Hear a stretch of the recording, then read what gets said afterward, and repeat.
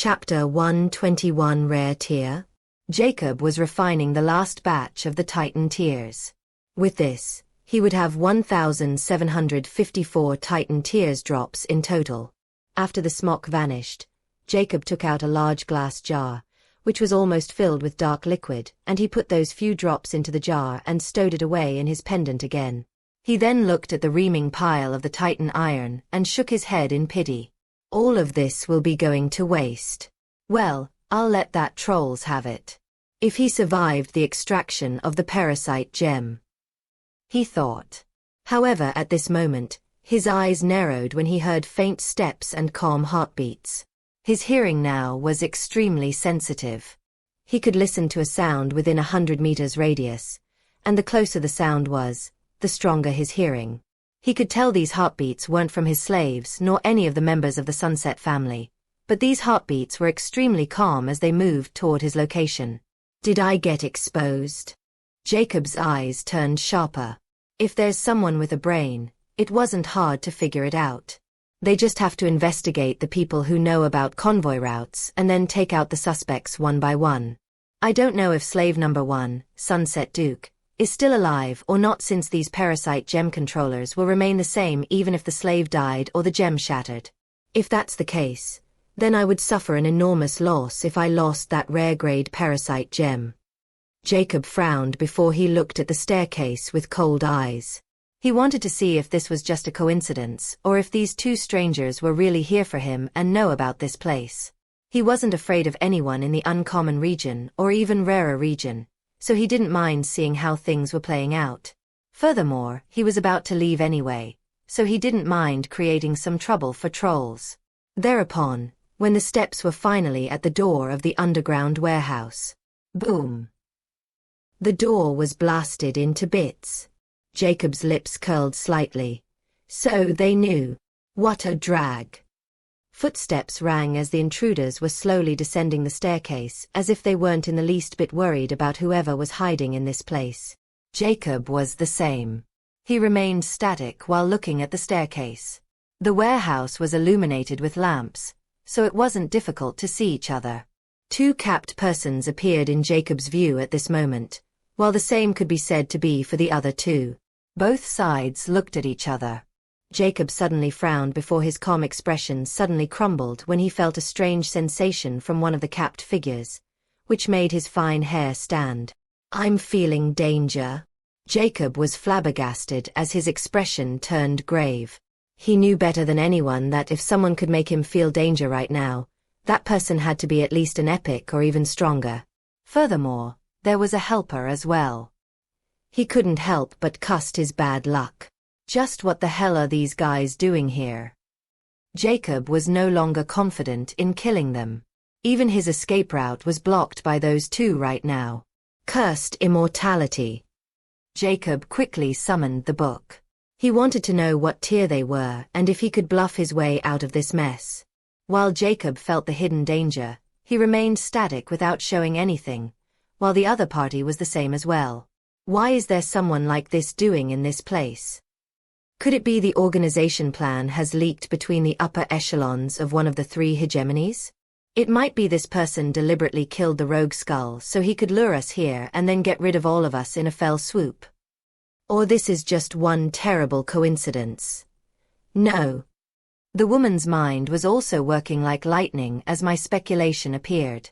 She never thought the fish she wanted to eat turned out to be just the tip of the tail of a shark. If she knew, she could have at least brought her weapon with her and her fighting gear. But she appeared unarmed since she also didn't think there would be someone who could threaten her life in this kind of place. While she sensed the danger from Jacob, her partner didn't have their strength level and developed that danger instinct. He coldly sneered. So you were the one who killed Rogue Skull and stole something that belonged to the organization. You lowly thrall, you really have guts. The woman trembled when she heard this. This muscle brain would be the death of both of us. If I knew, I would have eaten him long ago. Jacob, on the other hand, had an extremely sharp hearing. Why is the other one's heart rate increased so much while this guy is as calm as ever? Could it be the other guy can also sense that sensation as well, and is now wary of me while this one can't? He quickly reached this conclusion since he was also surprised by the enemy's strength, so this might have been the case for the enemy as well. But it still didn't mean it was enough to make the enemy back off. There are still two of them while he was alone. Wait a minute. If they also think like me, then they're unprepared like me as well. Jacob's eyes shone with a thoughtful light. The Immortica finally replied about the information he asked for as well. Ha ha ha ha ha. This is really a godsend. Could have thought you would encounter a rare species so soon. Ha ha ha ha. The fuck you're talking about? That guy is nowhere near a rare species. Now give me the information I need without messing around. Jacob tooted the moment he saw those words. Bastard, you dare to ignore. Shut up. Before the other guy could complete his sentence, the woman bellowed at him furiously, which startled him greatly. He could feel the extremely icy feeling from her, and he shuddered. He didn't dare to utter another word anymore. I was right. Jacob quickly caught the strangeness between their wording, and this was just enough to make him even more assured about this previous speculation. While Immortica also finished writing. You idiot, I said rare species not tier, which means literally what it means. Didn't I already tell you that common, rare, rarer? Bullshit was just these natives have created themselves so they could feel better and hide their inferiority from others? Let me tell you, the tier 1 to tier 12 ranks were actually called the common tier ranks. I can't tell you that at the time because you hadn't contacted a higher tier being. But now that you did, I can tell you that the common tier ranks are the bottom feeders of the evolution chain and are as irrelevant as ants. Above 12 common tier are the 9 rare tiers, and any rare tier 1 creature can stomp 1,000 common tier 12s like ants. From 2 creatures in front of you, one is a common tier 12 lionhead orc, while the other is a rare tier 1 dark elf. You're also at the rare tier 1. Oh, and a dark elf can use initial level element power as well. Which in your term means magic. Ha ha ha ha. When Jacob read all the information at a lightning speed, he nearly lost his footing when he saw the word magic, which was the last thing he was expecting to come in contact with in this place. Magic was a fabled concept to him even now, and he had no idea just how deadly magic was or how it worked. He was simply clueless about it. Although he felt much better when Immortica told him he was also a level of the rare tier 1, that means he could put up a fight. But the word magic made his heart waver a little and completely tossed the idea of even trying to kill the other party. You could have kept the last part to yourself, right? But you deliberately reveal it to me to make things worse. Jacob tooted coldly. He clearly knew just how sinister this book's mentality was, and it wanted nothing but to watch Jacob burn the world down while enjoying itself from the sidelines. May I know why are you in the common plains? The woman suddenly spoke politely, without any hint of emotion. Jacob had yet to utter even a word as he was just staring at them without any expressions. Common plains. Jacob's eyes shimmered with uncertainty. But now that he knew what kind of existence the other party was, he didn't want to appear ignorant, or he might lose the element of mystery. He coldly said, Oh, you want to know? Then how about you told me what a lionhead orc and a dark elf are doing in this place? How did he know? They both thought at the same time. Since they were wearing masks that could easily hide their racial features beneath their capes, someone couldn't know their exact race. But this mysterious man knew. Chapter 122 Birth of Faisal's Ancient. The orc was instantly on high alert and finally understood why his companion shut him down. This is terrible.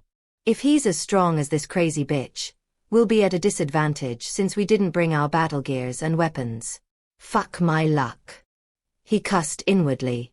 Should I make an escape? I will only get in her way, but she might kill me if she takes it the wrong way, and the organization won't hold her accountable as well. The dark elf, on the other hand, was much more composed than the panicking orc. Although she was also apprehensive of this mysterious man now, she couldn't escape as long as her life wasn't threatened. Furthermore, with the start of the cannibal plan, she couldn't retreat now. She even regretted starting the war so soon without investigating this variable thoroughly. She was at fault this time, and she might suffer a terrible backlash from the organization for this. If she escaped without even trying, she would be dealt with no matter how good reason she had. It's indeed impolite to not introduce ourselves. She finally spoke. I'm Skull No. 9999. This is my boorish companion, Skull No. 10,000. I apologize for his unsophisticated speech and for barging in like this. We'll compensate for this if you don't mind. It's these guys again. Jacob tooted inwardly when he heard the introduction. But he was as shocked as he was vexed by the Killer Skull Society's prowess and their members. He finally understood why that guy told him that strength doesn't matter in this organization, and that the lower the number of members, the stronger they were. There are even 9,998 below her, and she's already at my level. It seemed I can't mess with the Killer Skull Society openly. He grimaced. But he didn't lose his composure. He could feel their heart rates were hurried, especially the orc. It also proved that they didn't know about his strength and came unprepared, and they wanted to avoid a conflict that was aligned with his thoughts. But he had an upper hand when it comes to the element of mystery, so he doesn't want to appear too obvious. He coldly sneered. The Clown Society really knows how to act arrogantly when the odds are in their favor while also knowing when to retreat when kicked in an iron plate. Skull No. 10,000 clenched his fists when he heard ridicule in Jacob's tone and called their organization Clown Society, without any fear. The Dark Elf was also displeased with this remark, but she knew they were at fault, and from Jacob's confident tone, he wasn't afraid of them as well. She didn't want to fight when she wasn't even had her weapon, so she endured the urge to curse back. We didn't know about Sir's presence in this place, or we would come bearing gifts. It was just a terrible misunderstanding. But I think Sir just went a little excessive with your words. You took something from our agent, but we don't want any conflicts. So we would like to buy it back, at the right price. What do you think? I hope you would consider the goodwill of the Killer Skull Society. Skull No. 9999 calmly offered. Since Jacob hadn't attacked, this also put her mind at ease, and now she just has to negotiate with him. Once she acquired the Titan Tears, she will alert society about Jacob's presence here and let them decide what to do next. She just wanted to complete this task and get out of there now. Jacob squinted his eyes. Are they talking about the mutant? No, that thing isn't worth sending someone like Skull No. 9999 here. His eyes suddenly shimmered with surprise as he glanced at Titan Iron. Could it be? I pick many things from here and there, so be specific about what you want. Jacob coolly stated. Skull No. 9999 replied without any hesitation. You might have come in contact with a rogue skull of our society. He was a traitor and took a precious potion formula and ran away with it many years ago. It seemed he had offended you, and we're glad you took him out. But that formula belongs to society, and we would very much like to buy it back from you. It is called the Titan Tears, and society knows you have it. She deliberately highlighted society's name to make Jacob apprehensive, while society didn't know at all. So, the secret organization after that idiot was the Clown Society? I might have thought. Jacob smiled wryly. I have 2 copies of Titan Tears. One is translated and only has 2 formulas, while the original one is still not completely translated. Even Tunny wasn't able to decipher more than 6 pages despite knowing the philosopher's language. He said that there were levels of philosopher's language available to different ranks. There should be 6 levels of philosopher's language, and Tunny only mastered the first one, and he was required to be a master potion alchemist to get the information for level 2. Jacob mused. In these 6 months he learned the philosopher's language, but he found out that it wasn't complete, and Tunny told him the truth about it. Furthermore, the Titan Tears formula was quite complex, so Tunny could only decipher the first 6 pages accurately, which recorded the formula of uncommon Titan Tears and rare Titan Tears.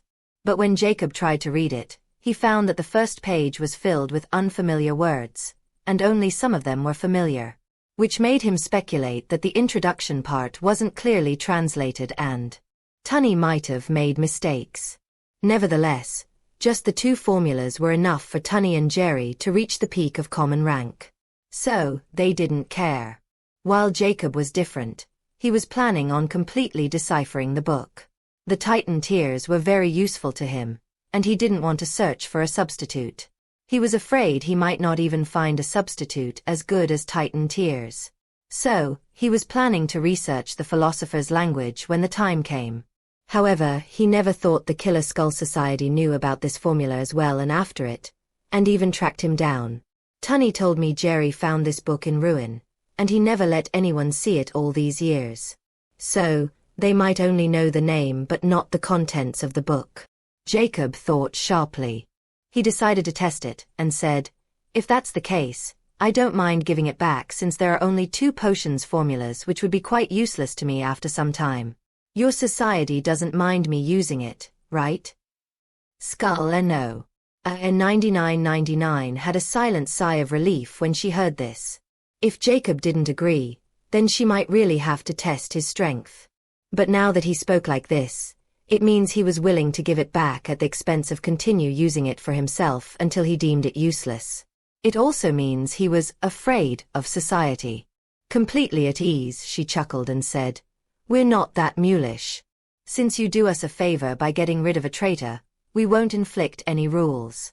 But please keep this formula to yourself for 20 years and afterward you can release it publicly if you want. You can do that, right?" Jacob pulled a snide smile and nodded. "Of course, since you guys cooperating, I can't reject your goodwill, right?" Inwardly, Jacob sneered. "Heh, I'm profiting big time." Now that his mind was at complete ease, he said, "Let's discuss the price. What is your offer?" Jacob knew the Killer Skull Society's roots runs deep, and money might be just a number for them. So, he wanted something that only someone in their position could offer, but he had no idea what to ask for. He felt exasperated when he thought about his shallow knowledge. That's why he let them decide first, and see what they're willing to offer. Skull no. And 9999 had no idea about Jacob's ignorance, so she only thought it was Jacob's way to see their goodwill.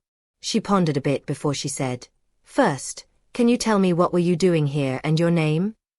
She asked this because of the cannibal plan, and if Jacob wasn't here to mess with them and only here for the Titan iron, then there was no need to turn hostile to him. But if he was investigating them, then it means the 3 hegemonies knew about their plan, which changed their entire plan. Jacob squinted his eyes and suddenly asked, "The war was startled by you guys, right?" Skull no. And 9999 thought for a moment and nodded. "Yes, are you intending to stop it?" She probed. Jacob chuckled and shook his head. "I have nothing to do with anyone in the uncommon region. Don't worry. I won't get in your way as long as you stay out of mine. I was only here for Titan iron, as you had already guessed. As for my name, call me Faceless Ancient." Chapter 123 Star Watch. When Jacob was about to give his alias, Jack, his eyes suddenly landed on Immortica's newly written words. "Call yourself Faceless Ancient. You'll thank me later." Although he didn't know why he went with Immortica's suggestion at that moment. "As for my name, call me Faceless Ancient. Why did you want me to use this name?" Jacob then asked with uncertainty, although he didn't mind using this alias. But it came from Immortica. He was curious about it, as well as slightly wary. "I can't answer that. Ha ha ha ha." Jacob's expression darkened, and he directly closed the book in exasperation. He knew Immortica's antics very well. Even though it liked to mess around, it never lied to Jacob, and its words always have some kind of mystery behind them. What an arrogant way to call yourself. Skull no. 10,000 finally couldn't help but sneer. He has been suppressing his emotions and was on high alert for quite a while now, and since Jacob turned out to be non-hostile, he finally opened his mouth. "Can you keep your mouth close for a moment? Or would you like your tongue to rip out?" Skull no. 9999 coldly berated in a threatening tone. Although Jacob appeared to be unhostile at the moment, He might turn hostile if he felt offended because Skull no. A 9999 would.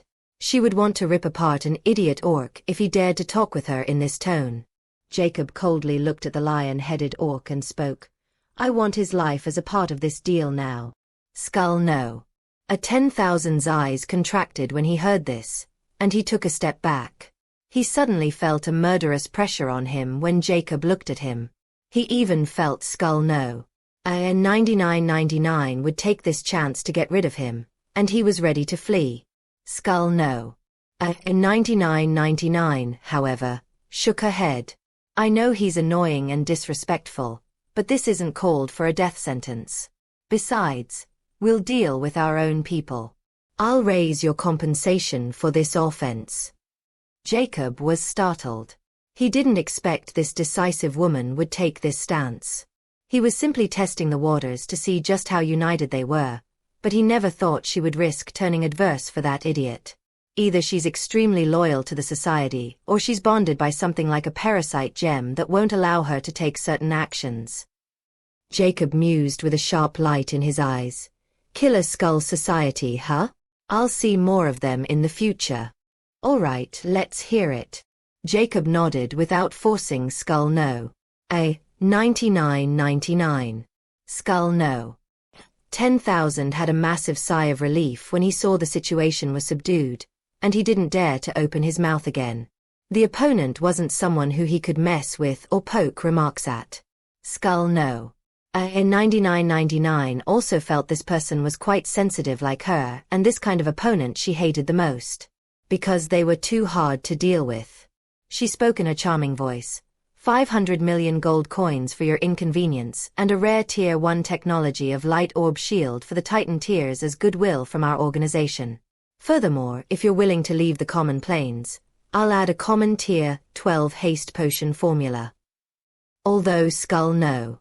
A 9999 didn't have the authority to make this offer. But she knew when the higher-ups of the society heard that someone like Jacob was lurking under their noses and this endangered their entire plan, they will pay even more to make Jacob leave the Three Kingdoms. Jacob's eyes dilated when he heard this unusual offer. Could this be the normal means of trading between the rare kind? A rare tier technology seems quite nice, and I've heard of this haste potion. It can raise someone's speed by 5% in those books, and this potion is quite rare. But she's willing to give me the entire formula just to make me leave this common plains. It's quite generous. Well, it's a good deal for me. If she had told me to wait here so she could fetch those things, I would rather leave than wait for her to bring her weapons or some helpers. But how is she going to give me all this? She didn't even carry a bag. He suppressed his curiosity, nodded, and said subtly, All right, I won't appear unjust. But I want the complete map. Mine was destroyed. That's why I wandered here in this shithole. I also wanted to leave this place as quickly as possible. Jacob ambiguously demands a map as to what kind of map he'll let them decide for themselves. But he was sure that after observing the scale of his power, they would definitely give him a map suitable for someone like him. Furthermore, he never planned on staying here. He would put a target on himself since society would see him as a threat. He also didn't know if they have more people like the Dark Elf, so he won't give them time to call for reinforcement. So, he would leave the moment this deal was finalized. He was now truly scared for his life and was determined to remain low-key unless it was necessary.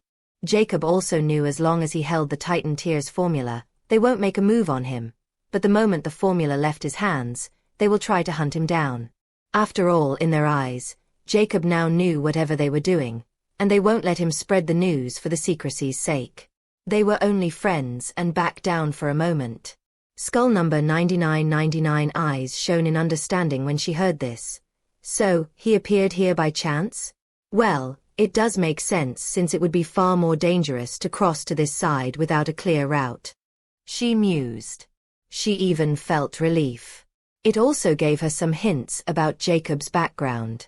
Furthermore, Jacob didn't seem to be aware of their cannibal plane, or he won't make a deal like this by handing over the Titan Tiers formula. Nevertheless, she knew the moment Jacob left this place, he will be hunted down before he could cross to the other side. Killer Skull Society won't let a variable like Jacob leave this place under any circumstances when it comes to the cannibal plan. However, skull number 9999 would be completely out of this situation since it won't be her problem anymore. She didn't want to fight with Jacob under these circumstances either, since this might alert that hidden protector of the Zodiac Taurus Bank. So letting Jacob leave the Three Kingdoms territory first and then letting the society hunt him down would be a far better option. Alright, give me your account number. I'll transfer the gold coins, technology, potion formula, and map right away into your Star Watch.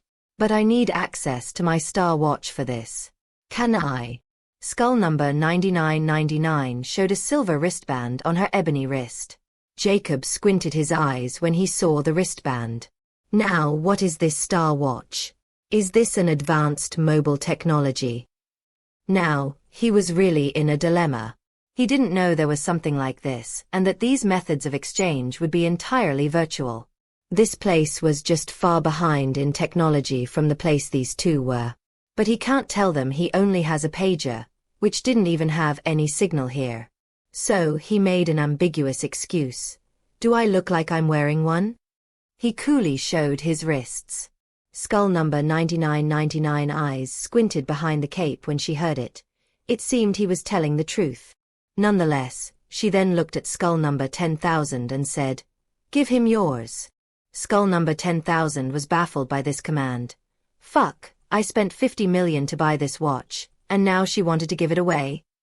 But he still reluctantly took off the black wristband from his wrist. He said, "Unbound, reset," after pressing a button on the side. The next moment, a screen lit up on the wristband before he tossed it toward Jacob with a resentful grunt. Jacob caught the 4 inches wide wristband. It was extremely smooth and slick. It was like a rubber band. If he hadn't seen the screen with his eyes and a slim button on the side, he would think it was just an ordinary rubber band. This is my account number. To distract skull number 9999, he gave his account number. He didn't think she would give him this Star Watch, and now he didn't know how to activate it. But he still wore it as if he knew precisely what he was doing and pressed the button like the skull number 10,000. Skull number 9999 nodded and suspected nothing and thought Jacob was just activating the Star Watch, so she also started pressing on the silver wristband on her wrist, which differed greatly from the one on Jacob's wrist. Jacob saw a screen appear on his Star Watch, which made his eyes contract. Welcome to Star Network. Chapter 124 Star Network. Welcome to Star Network.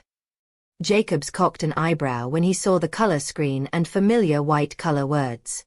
The words change into another after the introduction.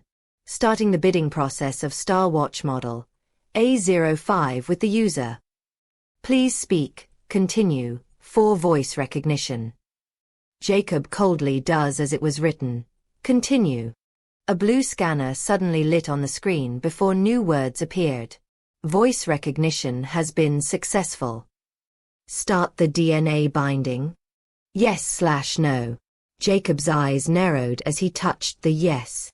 He was monitoring skull number 9999 as he saw her also tapping on the lit screen. The next moment thereafter, he felt a sharp perk on his wrist, right below the Star Watch screen. This thing can pierce through my skin? And where did that pin was hidden? Jacob was astonished when he felt the pin perking on his skin and then vanishing just like that. He looked at the Star Watch profoundly. Another red scanner appeared at this moment. DNA has been collected to Star Network. New user detected. Please select a Star Network username. A small keyboard appeared with an empty name box. Jacob thought for a moment and then looked at the other two. He typed, "Faceless Ancient." If not that he had already given this name to them, he hadn't chosen it. He didn't know if they would be able to see his name or not. Just to be safe, he decided to change it after his deal was done with those two. However, he nearly cursed when he saw the next words. The username is available. The username has been selected and unchangeable for 20 years. Select privacy. Public. Private. Jacob chose private without even looking at the details below. Collecting data on user. Profile. Name: Jacob Steve. Race: human. Sex: male. Affiliations: Zodiac Taurus Bank. Common C-rank mercenary. Alchemy Guild. Basic gunsmith. Jacob's eyes went wide as saw his information appearing one after another. This information was all that was recorded in the uncommon branches of these two organizations. However, this wasn't the end. The scanning was still active, and the screen changed again. A D-tier Zodiac personal account has been detected. Do you want to connect the bank account with Star Watch model A05? Just what the fuck is this Star network? It got everything just by a DNA scan. It is probably even more advanced than the internet. Jacob was vigilant as he tapped on yes again. Although this Star Watch has access to his data, it revealed nothing about his special circumstances. So, he wasn't a concern anymore. The account has been connected with the Star Watch model A05.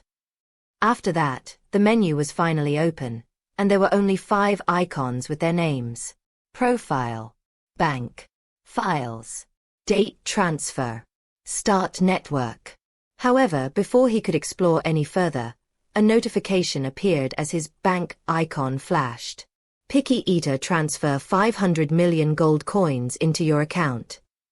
Jacob looked at skull number 9999 as she was now looking at him as well.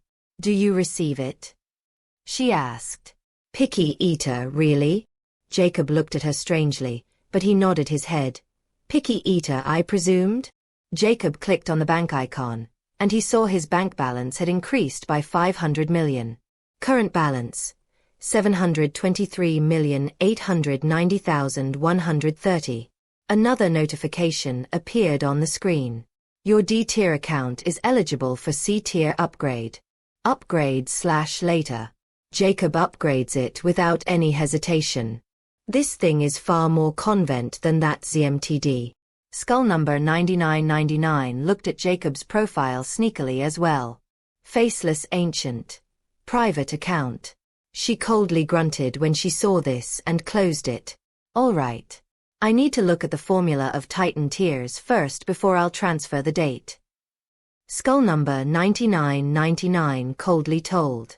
In this short time, she had already alerted the higher-ups of Jacob's presence, and when she told them he was willing to hand over the Titan tiers formula and willing to leave this place, they instantly agreed with the compensation.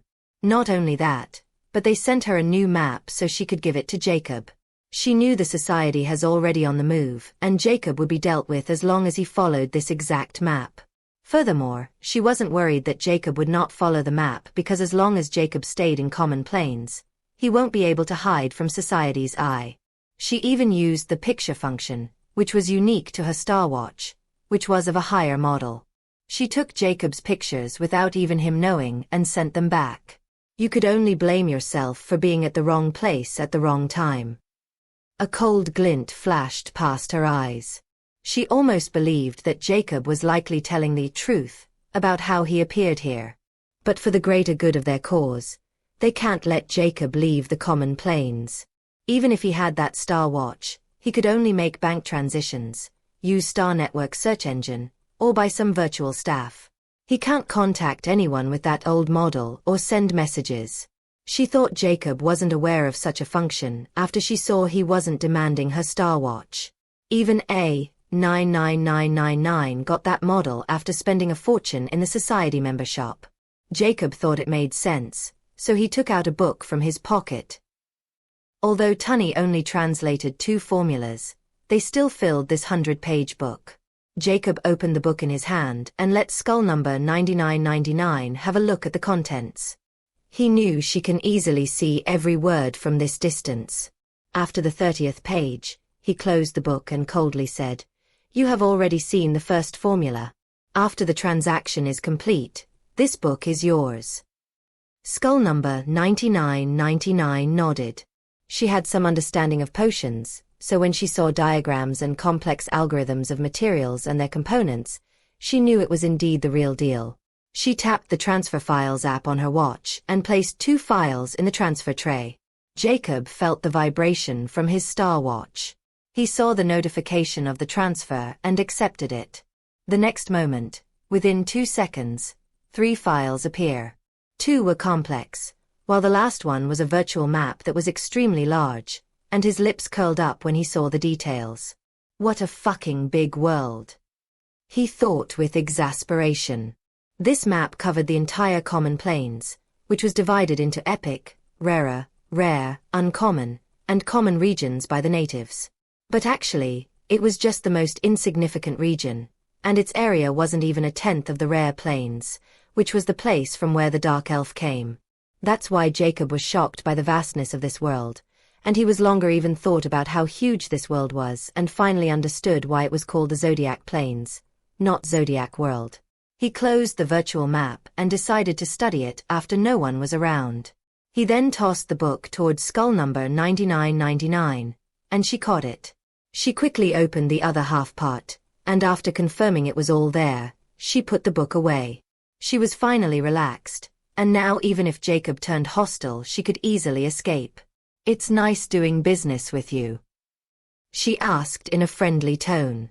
Now, her entire tone was changed. "Likewise." Jacob nodded without any emotions.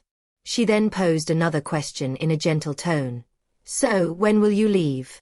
Jacob coldly replied, "In 1 day. I still have this Titan iron to refine. I can't waste it, right?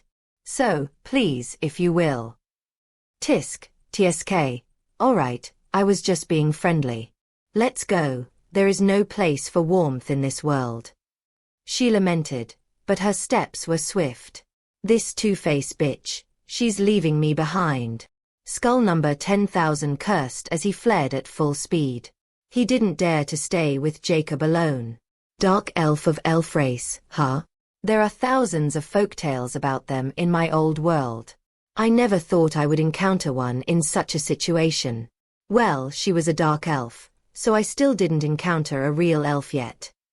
Jacob couldn't help but think like this since now he wasn't under pressure. When he was in peril, he didn't care about anything except his life, even if he met a fabled dragon. He would not let his thought wander in such a situation. However, now that he was out of danger, he was curious. Nevertheless, this didn't mean it was completely out of danger since skull number 9999 left. He knew she might have already contacted them through her star watch. It was completely possible, so he wasn't planning on staying here for a second longer. Jacob told them he was going to leave in a day to buy himself some time. In fact, he was going to leave right now. Jacob had nothing to carry. He even abandoned his precious distillation equipment. In the deep shade of night, Jacob left like a phantom just like he appeared. Chapter 125: A Mind Game. Inside a large hall, a few cloaked figures were sitting around a round table while facing a cloaked figure's projection. "Do any of you find this faceless ancient background?" A grim voice sounded from the projection. One of the cloak figures replied sulkily, "No, there's no record in Rare Plains about such a figure.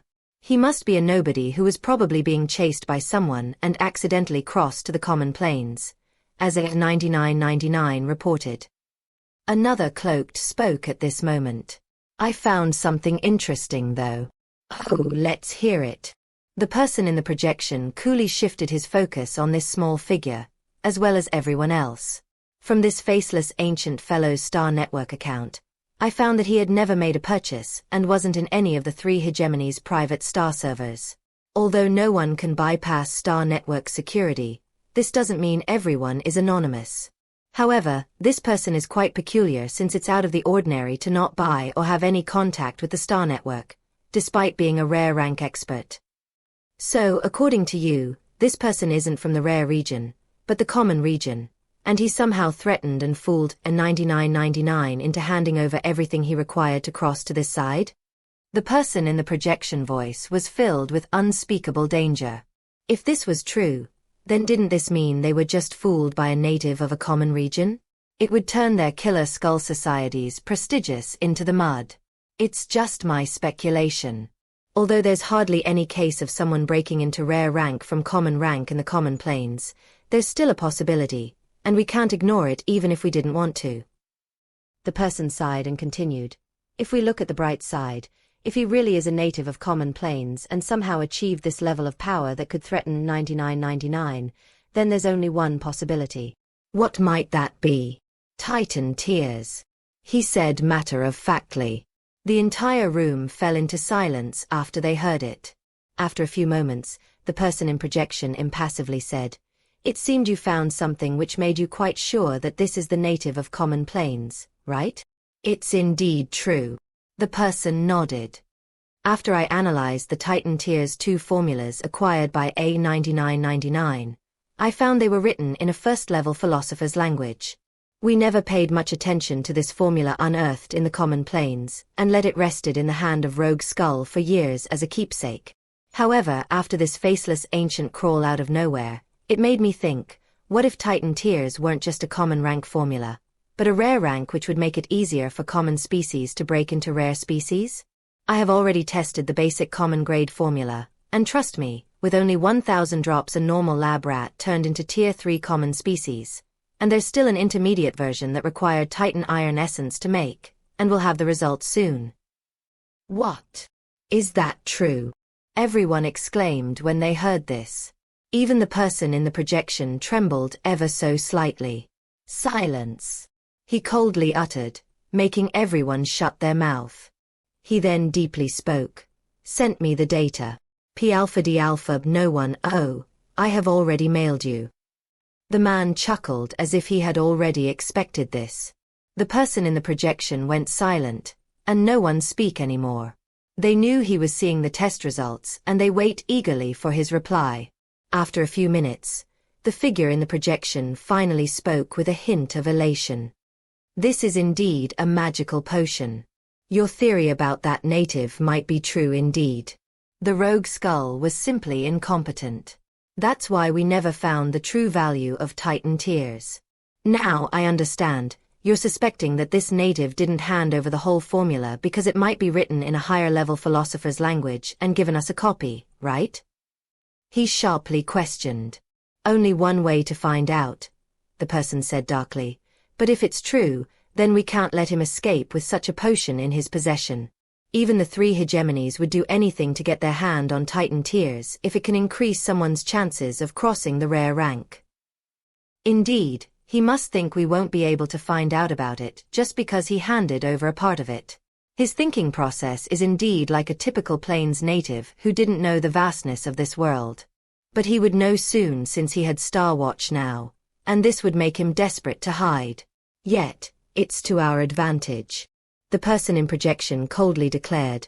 "Order A9999 to chase after him and keep track of his whereabouts." She didn't need to engage until the reinforcements arrived. Even if this is all just a speculation, we can't ignore it and have to get rid of him. Sent 1 3-digit skull as well as 2 peak 4-digit skulls. This faceless ancient has to die for his disparaged view of us.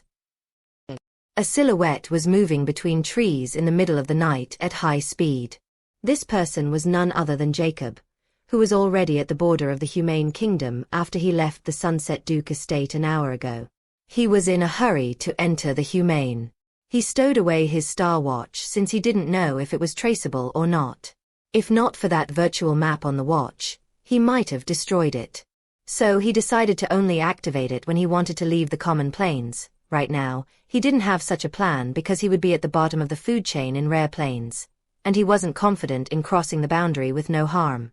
Furthermore, since he was now invincible in common plains and only existences of the Dark Elf level could threaten him, he was going to hunt any species that could increase his prowess. One had to know, Jacob was only 50% done with his heart conversion, and he was already at the level of a Tier 1 rare being like a Dark Elf. The common plains were now like his hunting ground, where he could increase his prowess to an even higher level taking no risks. But he knew the Killer Skull Society will be going to hunt him, and this will make his life somewhat difficult. However, as long as he increased his heart percentage as well as learned how to control fluid acceleration, even Skull 9999 would not be his match. That's why he wanted to use his speed to increase the gap before changing his appearance and lying low in the humane kingdom. No one knew he was actually a human, and no one would have believed it either. So, he was going to mix with humans, and in the meantime learn fluid acceleration. The Killer Skull Society was doing something in the humane kingdom, and this would be the perfect time to act as a human and hide somewhere near a random town. If someone like Skull 10,000 came scouting the area, he would gladly welcome them with his swords. Now, this was a mind game, and Jacob was quite good at playing them. Jacob easily passed through the army barricade and headed toward the Rainy Mountain Ranges. He was going to choose a spot that was close to the Rainy Mountain Ranges so he could flee any time. The Lionheart City was naturally the place that came to his mind, and that place was quite far away from the war as well. Some people even know him as a C-rank mercenary, so it would be a perfect mirage. Skull A 9999 naturally received the order to tail Jacob and didn't let him out of her sight. They even offer her enticing rewards to keep her motivated. Humph. They are just afraid they will lose him, and I'm better at tracking. A 9999's eyes turn cold, but I really suffer a loss in that fellow's hands this time. I can monitor him, and when the reinforcements arrive, I'll see how he can remain composed and arrogant at that time. She easily held a grudge, and if she wasn't completely confident in killing Jacob, she won't make a move.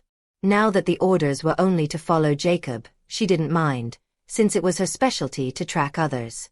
She left the cannibal plan to A10,000, who was now much reserved, and left toward the Sunset Mansion.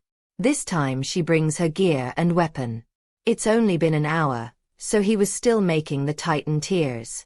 Hee, let's see where you can hide. She chose a spot 100 meters away from the underground facility where Jacob was brewing Titan tears, and she hid within a tree crown. When half the day passed, she felt something amiss. Is he an idiot or just too confident? He still dared to make Titan tears despite knowing that we are on to him. Chapter 126 Returning to Lionheart City. The Lionheart City was still the same as ever, lively. But the situation because of the raging war between the Humane Kingdom and the Earthen Kingdom had made it even livelier. The reason being it was far from the front line and closest to the vast Rainy Mountain Ranges. Since trolls stopped the cowardly human route toward the common region, the only way left for them was the Rainy Mountain Ranges. The Humane Kingdom was like a wall between the Rainy Mountain Ranges and the two kingdoms. For decades, the Humane Kingdom had been blocking the stampedes of animals led by beasts for these two kingdoms like a sentry. Some humans even believed that these two kingdoms left them here for this exact reason, and it was nothing but a curse. However, now it had become a blessing because the trolls couldn't block their retreat route toward the Rainy Mountain Ranges even if they wanted to. Even though the Rainy Mountain Ranges were extremely dangerous for common folks, it was still better than being slaughtered by the trolls. However, unlike the common region, humans weren't hastily to retreat into the Rainy Mountain Ranges, especially those nobles. They were waiting for the news on the front line and hoping that the royals could negotiate with the trolls and stop this unjust war.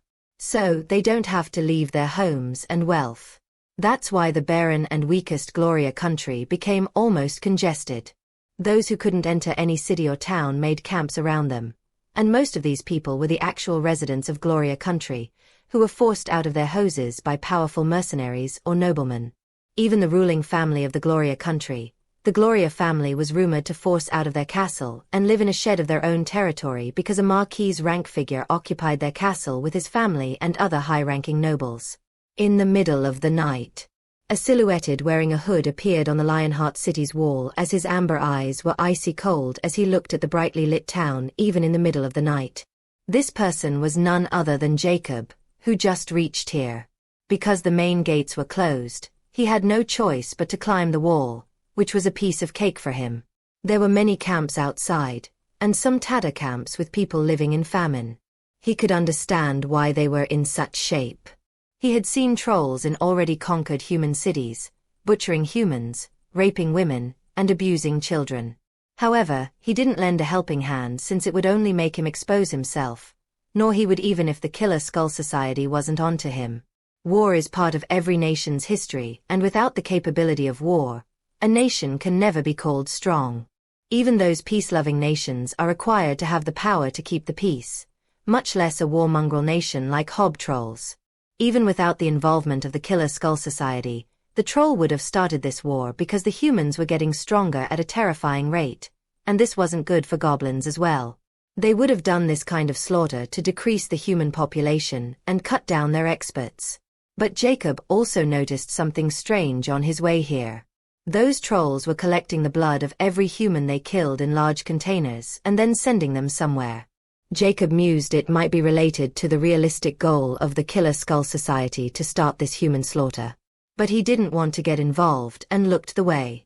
He knew since they could send someone as powerful as a dark elf here to oversee this propaganda, they would naturally not let anyone like Jacob interfere.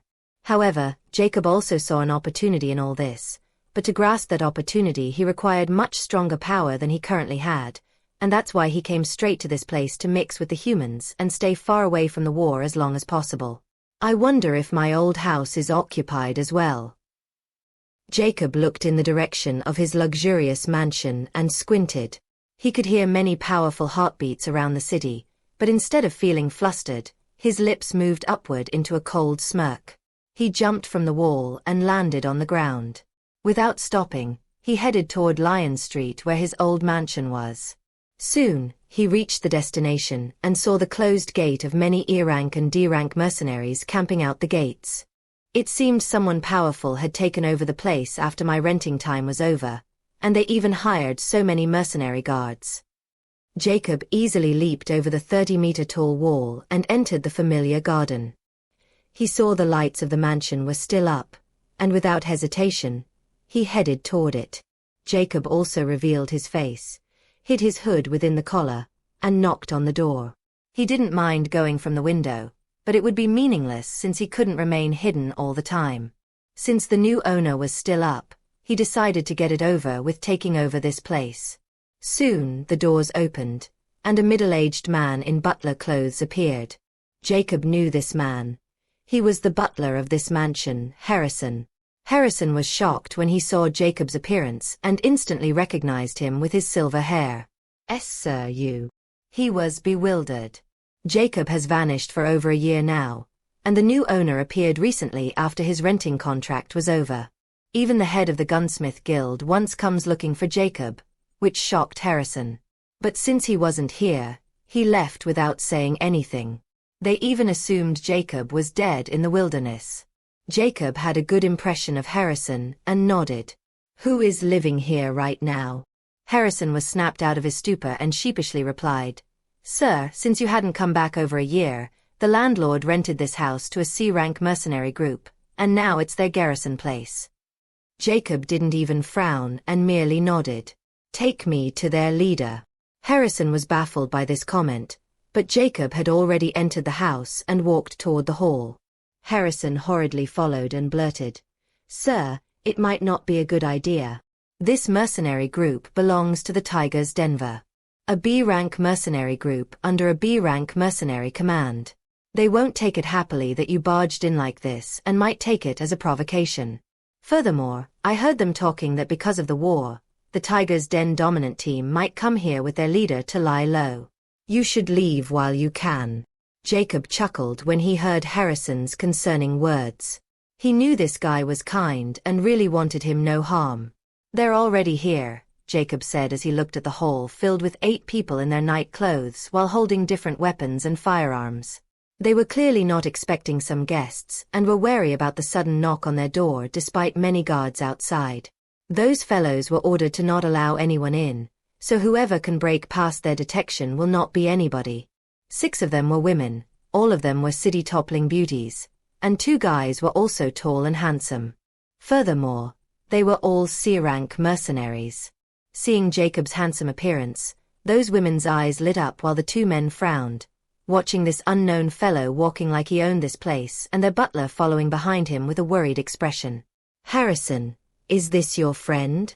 The dainty woman in a white nightgown questioned with her blue eyes affixed on Jacob's cold face.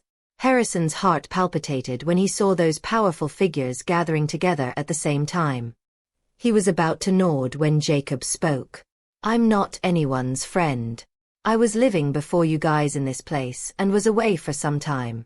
But instead of waiting for my return, the landlord rented this place out. Jacob coolly stated. The tall man with blonde hair frowned and coldly rebuked. Punk, don't try this nonsense with us. You break into our house in the middle of the night, so you're not here to tell us your punk-ass story, right? He suddenly pointed his rifle at Jacob while his finger was on the trigger. Yellow, don't shoot in the house, or I'll throw you out. A tall brown-haired woman with an hourglass figure and a fierce look on her pale white face threatened the blonde guy named Yellow. Yellow trembled slightly and lowered his gun with an aggravated look on his face as he looked at Jacob. She then looked at Jacob, and her expression became icy. Leave, or I'll kick your ass out of the Lionheart City. Everyone smiled wryly when they heard this, as if they were accustomed to this woman's temper. However, Jacob looked the same and merely said one word laced with a ghastly intent. Kneel. Chapter 127. What happened? Kneel. The moment this one-worded sounded, the 8 C-rank mercenaries' hearts palpitated as their expression went appalled, because they felt death from the bottom of their hearts from the silver hair man standing before them. Every sliver of their being was screaming in their head to do what they were told, or they will die horribly. Thud. The weapons in their trembling hands fell before their legs turned to jelly, and they fell on the floor, supporting themselves with their hands while their heads were down and their pale faces were filled with hazardousness. Harrison's eyes were as wide as they could get as he looked at this scene as if he was seeing a living dream. He didn't feel anything, but he could tell Jacob had used something to have made them kneel without putting any resistance. His entire view of Jacob upturned at this moment, and fear crept into his heart with reverence. Jacob coolly stated, Now, I'm going to rest in my room. You guys can live here. Just don't disturb me. Harrison, prepare my meal and deliver it to my room. Why, yes. Harrison quickly bowed with his back filled with perspiration. He didn't dare to voice out any of his opinions anymore. Jacob nodded before he left toward the master bedroom without caring about those 8 mercenaries, trembling as if they were in the middle of an icy lake. He merely showed his killing intent and a part of his strength, and they were all scared shitless. Even a common tier 12 orc was scared away by him, much less these common tier 3 humans. Jacob knew the fastest way to subdue them was to show his might, and it worked like a charm. As a human, he knew very well how a mind of a human in power worked, and they won't simply back off unless they knew the opposite party was far superior to them. Unless they were simpletons seeking their death. After Jacob left, the 8 of them felt like the looming death was left with him like a breeze. The woman with a fiery temper had an aghast expression. She looked at the space where Jacob just stood in befuddlement and mumbled hoarsely, What just happened exactly? It was a very fresh experience for them. Even their boss can't do what just Jacob does, and they can tell he didn't use any kind of poison, either. What just they felt and still lingering in their hearts was nothing but pure fear. The other man with short hair and bronze skin panted heavily as if he was suffocating and stood up. His legs were still trembling slightly. He bellowed, Jay, just run. He headed straight toward the door without even looking back for his companion. The others also looked at this back, and without thinking twice, they followed suit. Harrison, who was standing on the side, was shocked when he saw them fleeing without their luggage or weapons. He truly wondered what Jacob just did to make them like rats. A disgusting smell hit his nose all of a sudden as he looked at the spot where those 8 were sitting, and he squinted when he saw 8 wet spots on the carpet. Ashen, he hollered. Someone quickly threw this thing out before the Lord smells this abhorrence. On the south of the Humane Kingdom, a graceful silhouette was standing on top of a tall building with an indignant look in her crimson eyes. A 9999, who finally fingered it out that Jacob wasn't in the underground facility after wasting a day and a half, was now fuming with rage. She never thought that fellow would leave behind everything and run away the moment they left the area. Not only that, but he didn't leave behind any traces. Even someone like her, who took pride in tracking others, was completely clueless and failed to find Jacob's traces, no matter how and where she looked. In the end, she decided to head in the Rainy Mountain Ranges direction, since if he wanted to leave, he had to cross that place no matter what. But there was a possibility he was still hiding somewhere in the Three Kingdoms territory to lead them in circles. Perplexed, she had no choice but to scan through the entire Humane Kingdom just to make sure he wasn't there. Only then she would go back and search the other two kingdoms. If he wasn't here and left toward the rare region's direction, then the incoming members of the society will be able to intercept him. She just has to make sure he wasn't hiding anywhere near the Three Kingdoms, the common region even. Only then did they initiate the cannibal plan. It was also the order from higher-ups. At this moment, the star watch on her wrist vibrates, drawing her attention. There's no user in this area. She squinted her eyes with exasperation. She was using her star watch to find Jacob's star watch's corresponding signal. Since he was the only one with a star watch in this region, it was quite an effective method. Furthermore, she was confident that Jacob would not abandon the star watch with a map in it and the knowledge she transferred. Even if he did, she had to find the star watch to make it absolutely sure. As for the possibility of destroying it, everyone knew even if you burn a star watch to ashes, you can still find the last place it was activated before it got destroyed. That's what makes the star network scary and unfathomable. Nevertheless, she still took out another scanner, which was like a black box. Although this thing burns money, it was the most effective way to differentiate between species without them realizing it. Unless humans have set anti-radar systems in this place, no one will hide their species from this device. Even if you grow wings, you can't hide from me. A ruthless glint flashed past her eyes as she activated it. The next morning, Jacob opened his eyes when the first ray of sun hit the world. He wasn't feeling any fatigue and was refreshed after he got to take a break from all that traveling and potion refining. He exited his room without wearing his shirt and headed directly toward the pool area. I should be able to do it this time. Expectation shone in Jacob's eyes as he thought about the 2 hours limit of water meditation. The last he practiced the water meditation was exactly in this place, and never thought he would continue it in this place again. If he hadn't found the Dark City and crossed into the rare region, he might have never returned to this place. But it seemed he still had some kind of fate with this place, which just won't allow him to leave. Without caring about the water temperature, he dived straight into it and started the water meditation. He crossed the 1-hour threshold with little difficulty, and the 10G pressure on him now felt like normal gravity with his current prowess. As he reached the 2-hour point, he still had over half his breath remaining. The moment the 2 hours threshold was crossed, just as Jacob expected, the G-force increased the very moment, and he finally felt the pressure. Even the floor below him began to crack. So, this is 20 G-force. Jacob could still handle it, and it wasn't enough to make him alarmed.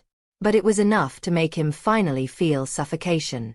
Nevertheless, Jacob knew he could last 30 or 40 minutes more, even with this suffocation and pressure. However, when the 5 minutes pass, Jacob felt a strange tingling sensation around his body. But this sensation only lasted for 2 or 3 seconds before it vanished, and the next moment the pressure on Jacob also vanished completely. Jacob's eyes snapped open with a hint of bewilderment. He stood up. What happened? Yet at this moment thereafter, the water in the pool suddenly started to turn into smoke and discharged into the air. Jacob instantly knew what caused this sudden change. The oxygen was completely removed from the water, and now hydrogen had nothing to bond it together, so it turned into its natural state. As for what caused this change, it might be that sensation I felt, and the G-force also broke because of the oxygen's exhaustion. I have already run some tests in my old life, and the oxygen indeed got exhausted every time we practiced water mediation. Or there's something more to it. Did this mean if I want to continue this technique, I need a vaster water body with every increase in gravity? That sensation made my cells cheer for a moment, which meant it was good for even someone like me. Just what kind of technique is this art of nature, and what is its end goal? Jacob mused with a grave expression. He no longer dared to belittle this unknown technique from his old world. However, his thought process stagnated with a deafening roar. Bastard, come out! Chapter 128 Tiger's Den. Samuel was one of 4 B-rank mercenaries of the Humane Kingdom and enjoyed status as high as a Duke of the Kingdom. Unlike most people, Samuel's family was an Earl-rank family, and with their support, he joined Star Mercenary Agency. He was extremely talented and ambitious. In 3 decades, he finally broke into the ranks of B-rank mercenaries. After he was granted his own fief close to the royal capital like other B-rankers. He then made his mercenary group Tiger's Den into a self-sufficient company and started annexing talented mercenaries all around the kingdom into the company. Unlike other B-rank mercenaries who wanted to live a carefree life, Samuel wanted to leave the uncommon region and head to the rare region to see the other side. But he didn't want to join the Black Knights despite the Marshal's personal invitation. He likes freedom and the person being in control. So, he started to nurture his own team and wanted to make them all B-rankers, so their journey would become smoother. He was extremely cautious and didn't dare to underestimate the path toward the rare region. Everything was going great before this unjust war happened with the Earthen Kingdom, and after experiencing the Troll Kingdom's prowess himself, he knew it was hopeless for the Humane Kingdom. So, like others, he retreated into the Gloria Contrary in the sham of a fake injury. Furthermore, from his company informers, he found one of the 4 C-rank mercenary team under him had a vast mansion in the Lionheart City, which was close to the Rainy Mountain Ranges. So, he instantly went there and summoned every C-rank team there as well. He was planning to bring everyone into the Rainy Mountain Ranges to raise his own survival chances when he traveled toward the rare region. However, when he came this morning, he found out some punk used a strange trick to scare the mercenary team under his company and captured the mansion, which made him and other members of Tiger's Den's dominant team infuriated, and with over 100 members in tow, Samuel barged into the mansion with killing intent. He let loose a deafening roar. "Bastard, come out!" Every member behind him was holding cold weapons and firearms. Amid this group was a team of 8. Their expressions were filled with lingering fears as they looked at the mansion with uncertainty. These 8 were naturally the ones who Jacob scared silly into peeing in their pants and made them flee despite didn't want them to. They were called the Fiery Lake Mercenary Group, a famous C-rank mercenary group that joined the Tiger's Den a few years ago and become more famous. Their leader was a brown-haired woman with a fiery temper. Everyone called her Fiery Lake because of her enthralling beauty and fiery temper. But that bold, fiery look couldn't be seen in Fiery Lake's beautiful eyes anymore, as she vividly remembered what happened last night.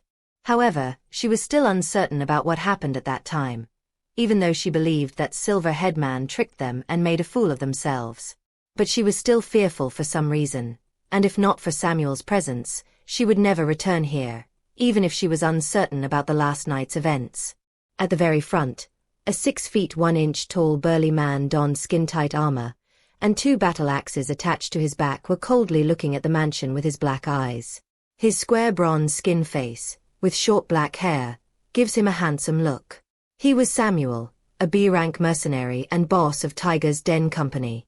"Whose dog is barking in the wee hours?" A sulky voice rang at this moment before the mansion's door opened. Jacob appeared wearing an unbuttoned white shirt and black pants. When the ladies in the group saw Jacob's appearance and his tone-ripped pale body, their eyes lit up. He was hundreds of times more handsome than Samuel. A long black-hair woman was standing right behind Samuel. It was as if she was carved out of flawless snow-white jade. Her slim and supple waist was exposed slightly under her tight, soft armor. Despite that armor, her towering chest and sexy exposed collarbone were a sight to behold. With a height of 6 feet, she looked completely out of place, as if she was placed in a group of swine. She was no doubt the most beautiful woman in this group and aloof. She was the vice president and vice captain of Tiger's Den, Alice. She was very close to entering the B rank. Alice was quite interested in the person who dared to chase out the members of Tiger's Den and still didn't run. However, when she heard Jacob's arrogant words, she instantly thought this was some idiot who didn't fear death or didn't know who he was messing with. But now that she saw him, even she had to admit he was the most handsome man she had ever seen in her life. She was a duke's heir, and she met with princes. They weren't Jacob's match. "He's going to die. It's a pity he's a fool," she thought coldly when she was. Samuel trembled when he heard Jacob's words. Samuel has a hideous expression after being called a dog by this pretty boy, and now he's showing off his body while pretending he doesn't exist.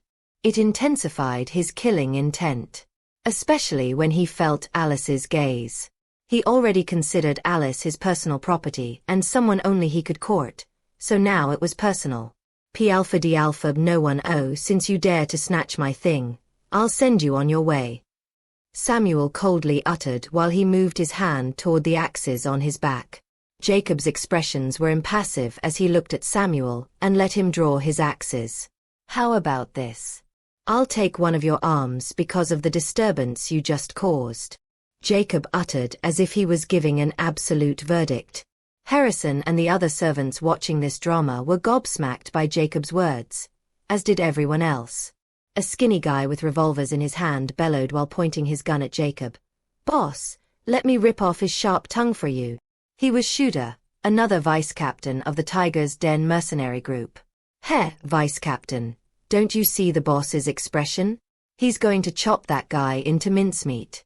Just enjoy the show." Another member of the Tiger's Den sneered darkly. Alice remained expressionless while she looked at Jacob with uncertainty in her watery emerald eyes. "Die!" Samuel roared as he charged at Jacob with ADMP/H speed and hacked his axe toward Jacob's shoulder with an icy smile. He now wanted to make Jacob beg for death, not kill him directly. Jacob was also unarmed, which made him even bolder, and he didn't feel any kind of danger from Jacob, or he won't charge like this. Although it looked like Samuel was rash, the fact was, he had already probed Jacob's prowess in his behavior. Well, in his mind at least. However, what happened next made everyone's jaw drop in the group. Thud. Samuel's axe suddenly landed right between Jacob's index and middle finger and was stuck then and there. Samuel's eyes went wide as his face started to turn pale when he comprehended what had just happened. He tried to retrace his axe, but it didn't even budge. He quickly used the second axe to chop down on Jacob's forearm. Furthermore, he wanted to cut it off. However, to his surprise, Jacob didn't even move his finger to black it and let it land on his forearm.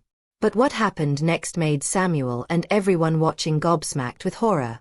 They saw the axe powerfully land on Jacob's forearm, and it should be enough to chop his arm off. But not only his arm was as sturdy as ever, but the blade only cut his shirt and barely grazed his skin. "Is that all?" Jacob's snide voice sounded, sending chills down everyone's spine while making Samuel scared silly. Samuel finally understood at this moment that Jacob wasn't an idiot, but he was. From the start to finish, Jacob didn't show any fear. It wasn't because he didn't know about him, or he had a screw loss on his head, but Jacob didn't consider him a threat at all. He was probably like a child throwing a tantrum in Jacob's eyes. Appalled. Who are? Before he could speak another word, Jacob's other hand moved like a blur at this moment, and grabbed Samuel's other shoulder. Jacob coldly uttered, "I'll be taking this arm as I said." Before Samuel could struggle, he felt gripped by an iron claw, and the next moment, "Ah!" His blood-curdling hysteric shrill rang and was heard by the entire Lion Street. The mercenaries of the Tiger's Den witnessed a ghastly sight with pale faces at this moment. Their valorous leader's hand was torn like a rag doll by this terrifying guy, and blood flowed like a small fountain from Samuel's mangled shoulder while he was screaming in pain like a pig. Chapter 129 A Rank. It was a gruesome scene, as they watched the silver-haired man impassively holding the severed arm with bloodstains all over his white shirt and body while his victim was screaming right before him. He looked nothing less than a devil. Shot him down. Samuel shrieked with bloodshot eyes as he suppressed the appalling pain. The Tiger's Den mercenaries snapped out of their stupor, and their faces were ghastly pale. They all hesitated because Jacob was more powerful than Samuel. No, he was too powerful. What if he decided to kill them all if they retaliates? Right now, Jacob only tore Samuel's arm and didn't kill him, which he easily could. No one doubted it anymore. But if they really went on this road, there will be no return for them anymore. Furthermore, when everyone saw the devil was just standing there calmly and looked at them with his icy eyes without any hint of panic, they all felt palpitations in their hearts. But if they didn't shoot, didn't Samuel won't let them off? Just as some of them collected their courage and starts raising their firearms, Alice's crisp voice rang. "Stand down!" Her face was paler than anyone on the scene because she had this astonishing yet impossible proposition in her mind. He's an A rank.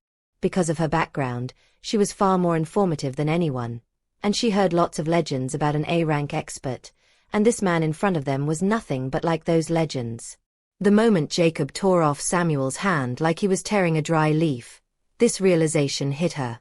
She never thought there was someone with an A-rank mercenary strength hidden among humans. Since Samuel dared to offend him, he was courting death. But what about them who came with him? Her heart beat wildly just at the thought of it, and now Samuel had given a suicide command. She knew just how shrewd Samuel was, and he might have already guessed what she does, and he wanted to use them as a distraction so he could escape. But when she noticed Jacob remain expressionless and remained in his position, she was even more sure these kinds of bullets would not work on him, and they would be seeking their own death once they start firing. So, she instantly stopped those fools. Jacob's lips suddenly curled into an amusing smirk as he looked at the tall beauty. He had to admit she was probably the most beautiful woman he had seen from the day he was born in this world. But what aroused his interest was her decision-making in this chaotic situation. And she was thinking about her survival just like this fool who wanted to take everyone with him for a chance to escape. Although Samuel and Alice were the same kinds of people, Jacob could tell this woman was 10 times savvier and calmer than Samuel. Well, since she'll be more obedient, I don't need this one.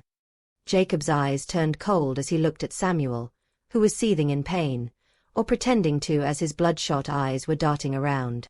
Since Alice blocked his life path, he won't let them live either. He roared hysterically. Bitch, do you really think he'll let you all go? Don't listen to her attack. Attack for me. Alice had already noticed Jacob's smirk, and her heart was beating like a drum. When she heard this and couldn't help but cursed out loud. This scoundrel dog wanted us to die with him. Don't listen and drop your weapon. We're not matched for this gentleman. He's an A rank. A rank. Everyone's minds jumbled when they heard A rank, and they finally understood why Samuel was beaten so miserably. Compared to a B rank Samuel, who had already offended an A rank expert, they would choose to surrender and earn this powerhouse's forgiveness.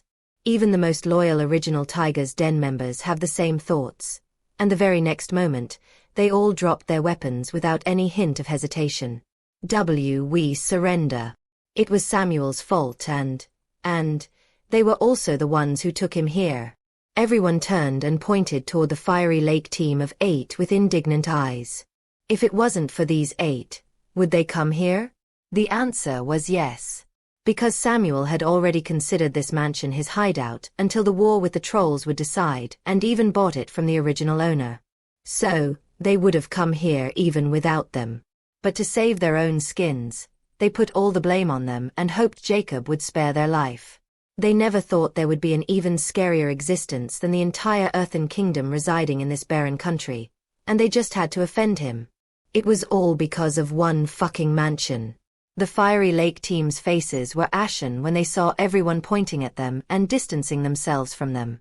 Despair filled Fiery Lake's beautiful eyes at this moment. She regretted reporting this incident to Samuel and deciding to stay here. Now it was all over. Their comrades had abandoned them. Samuel also found hope amid darkness when he heard this. He quickly blurted, Lord, yes, it was all them. At this moment Jacob annoyingly spoke. Enough. The scene felt deadly silent. Jacob scanned through the crowd with his cold eyes before his eyes paused for a moment on the Fiery Lake team, and then he stopped at Alice, which made her shudder. He impassively asked, You will be the leader of these clowns from now on, and if anyone dares to run, your end will be. Just as his icy voice trailed off, his hand blurred again. Only this time when it appeared again, it was coated with blood, and it wasn't empty, but there was a beating heart in his hand. Everyone felt terror when they looked at the heart, which, beat by beat, turned dormant. Thud. When they heard this sound, a chill ran down their spine because Samuel was laying in his own blood without any hint of life, and there was a hole in his chest. Squish. Jacob clenched Samuel's heart and coldly said, "This could be any of your heart, so I'm suggesting to not try anything funny, or I'll hear you." Alice, who was looking at Samuel's corpse with an appalled expression, also felt terror and didn't dare to look Jacob in the eyes anymore. "You'll be salve number 1 from now, and your first task is to make the pool in the backyard 100 meters deep with a solid platform in the center and build a dome over it. Is that clear?" Jacob coldly uttered while glaring at Alice. Without waiting for her reply, he turned around, about to leave before he left one last line. "Every woman will live in the mansion with me, from now on, while men can make camps outside and be in charge of security. If anyone approached, tell them to fuck off." Harrison looked at the incoming Jacob with daze and terror, as well as the other servants of the house. They all thought it was just a dream. They never thought they were serving someone so powerful all this time. Jacob looked at Harrison meaningfully, which made the latter shudder. "You'll be in charge of those people and the materials they required, and if they resist your orders, tell me." Harrison felt like his knees were trembling and urged to release the pressure between his legs, but he didn't dare, afraid he will be lost Jacob's goodwill and had his heart crushed like Samuel's. "As your command, my lord." He quickly bent his head 90 degrees. Jacob didn't mind and left.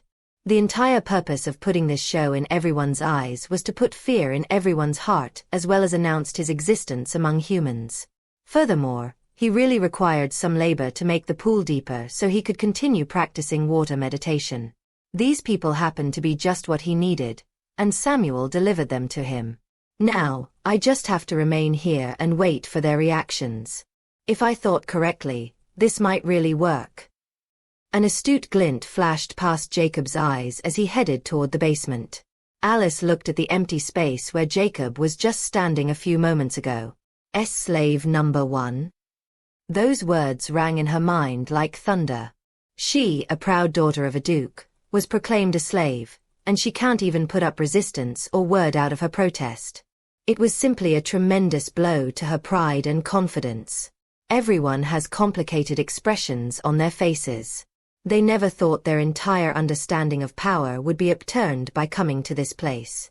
Although Jacob called their vice-captain in slave, what about them? He called them clowns. They weren't even considered slaves to him. And all the pride and achievement they had accumulated in these years turned into smoke. As for escaping, did they have the ability? Chapter 130 Silver Tyrant. The incident with Tiger's Den wasn't something that could remain hidden. Some of the neighbors around Jacob's mansion witnessed the entire incident played out with aghast expressions. No one thought a B-rank mercenary, the symbol of power in the humane kingdom, would die so tragically. But the biggest news out of it was the possibility of an A-rank expert present between humans. In this state of hopeless war, this news was like a windfall for the humane kingdom. Because if this was true and they really had an A-rank expert amidst them, then trolls would be the first ones trembling in fear. One had to know between the 3 kingdoms, there wasn't a single A-rank expert present, and neither did they know about the existence of Dark City. Very soon, this news spread like wildfire from Lion Street to Lionheart City. Then within half a day, the entire Gloria country was shocked. In one day, Jacob's existence was known to every person with status. Since no one knows his name, everyone starts calling him Silver Tyrant because of his eye-catching hair color and for his tyrannical display with Tiger's Den. Rumors have it that the Silver Tyrant would crush anyone's heart who opposed him with his bare hands, while he was also a debaucher, and every night he slept with hundreds of women. The proud daughter of Duke Riley and the most beautiful woman of the humane kingdom, Alice Riley, was captured by Silver Tyrant and now had become his personal slave. More and more exaggerated rumors spread between humans and Silver Tyrant became even more famous than the war between the 2 kingdoms. The throne hall of the humane kingdom royal palace was bristling with activities at this moment. Just a day ago, this place was gloomy because of the impending danger of trolls. However, today the atmosphere was filled with hope, and many high-ranking officers who were secretly planning their desertion were also present. Even some already deserted nobles were back. On the golden throne, A handsome middle-aged with long, shining golden hair supporting a matching golden crown was sitting with an expressionless face while his light blue eyes have a hint of exhaustion. He was the third king of the humane kingdom, King Philip III.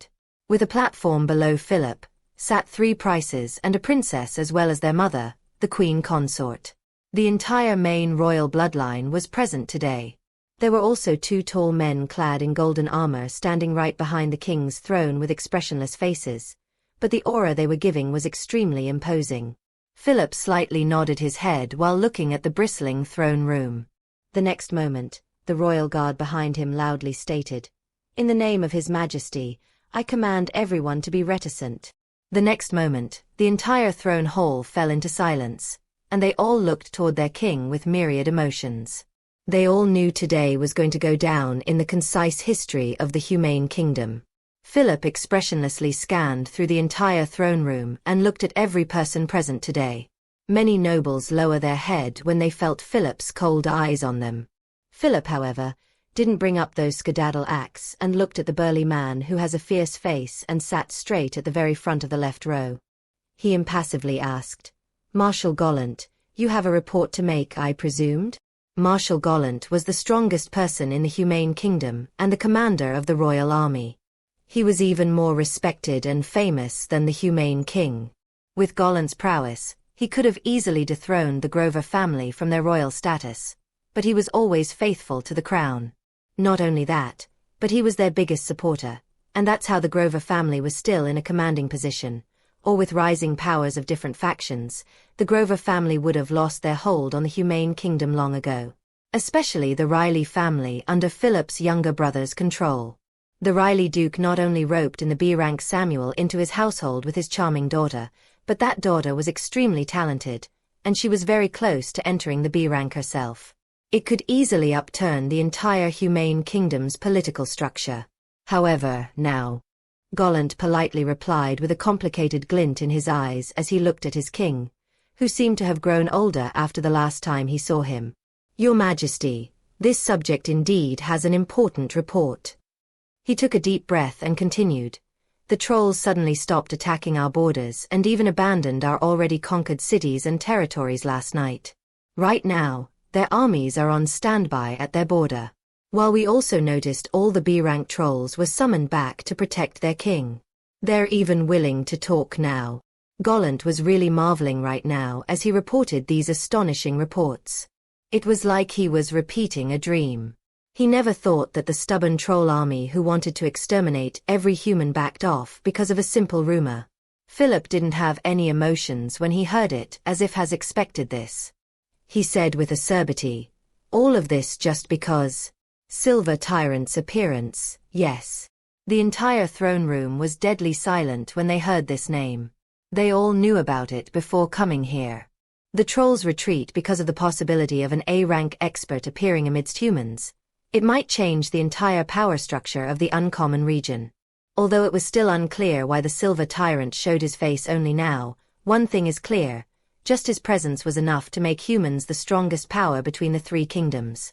At least that is what everyone in this hall thought. That's why some cowards dared to crawl back from their hideouts. Everyone knew things were going to change in a very prominent way for humans.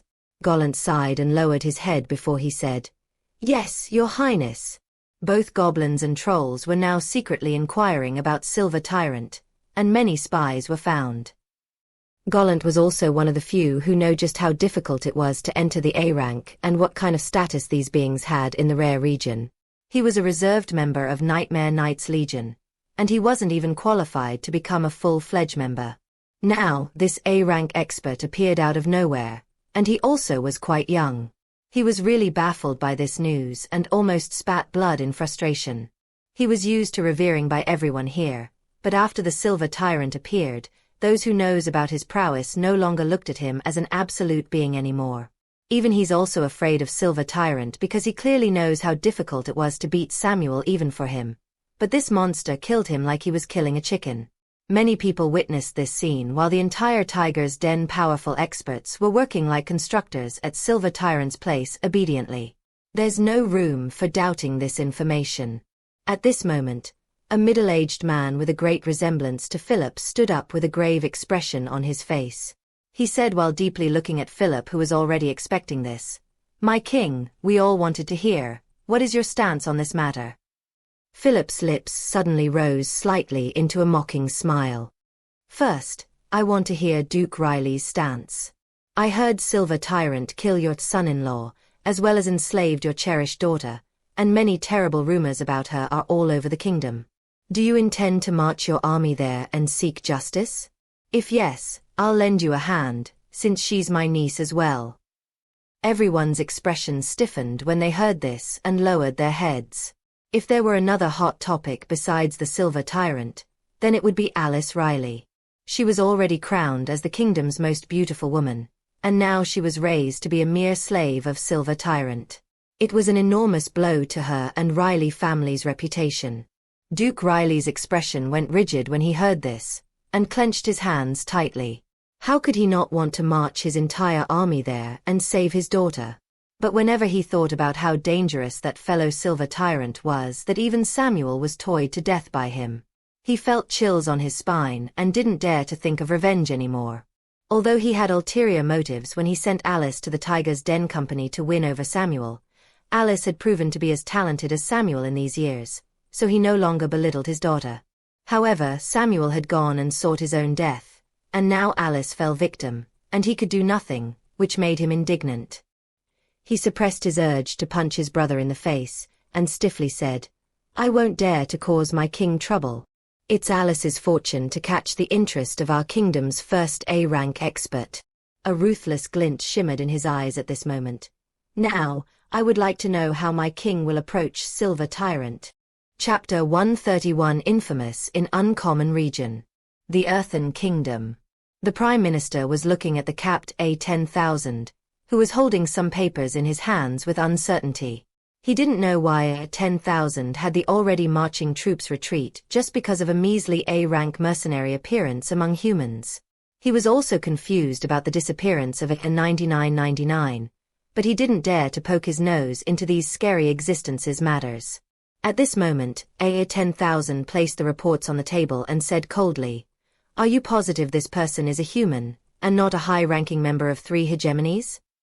After he encountered Jacob, A-10,000 was feeling extremely apprehensive since A-9999 left him alone here to watch over the cannibal plan. When he acquired reports that an A-rank human had appeared out of the blue, without even a second thought, he had the Earthen Kingdom retrieve their armies and found everything and anything on this variable. He didn't want to experience another incident like Jacob, and he even thought this human was that faceless ancient who was playing with them. But these reports were all telling another story. The Prime Minister replied, "From our spies, it's completely confirmed that this person is a hidden ascetic, and he registered over the years ago as a C-rank mercenary in a small town, and he's also an advanced apprentice gunsmith. Although he looked young, my guess is, he might have stumbled upon some opportunity in the rainy mountain ranges, and that's how he managed to become A-rank. Probably some potion or other medicine. Now that he's an A-rank, he decided to show himself, and it's quite clear that he doesn't know about our existence, or he won't dare to be so reckless. He might have already considered himself the king of the uncommon region now, and humans' morals will soar because of it." He sneered in disdain when he thought about how this brat showed off his power and acted like a tyrant. Furthermore, he even wanted to personally go there to teach him a lesson. But alas, A-10,000 was acting with too much caution. 10,000 had already seen these details in the reports, but he was still feeling somewhat doubtful. What if he's that protector you encountered that day and pretending to be human to lure us out? The Prime Minister replied with uncertainty, "There is a possibility that it's him since the Lionheart City is close to the old lab's location, but we can't find out for sure without probing his strength." He had already thought of this possibility, but he felt this wasn't the guy since that person was much calmer and didn't strike him as a type who would reveal his whereabouts like this and act like a debaucher tyrant. The possibility was there nevertheless, and they couldn't ignore it. "Nah, he's pure human." A snickering voice rang at this moment, which startled both of them. "You're finally back." A-10,000 called out with a thrill in his voice. He never thought he would be so glad to see this crazy woman, A-9999. TSK, I don't want to, but I had to. 99.99 annoyingly replied. 10,000 was still glad as he quickly asked. So, you check this silver tyrant fellow? 99.99 seriously replied this time. Indeed. The moment I heard the rumors, I went to that area and investigated thoroughly, and he's a human. I could have crushed him, but I'm afraid he might have some connection with 3 hegemonies, so I'll leave him to a native. The Prime Minister quickly bowed. I'll deal with him.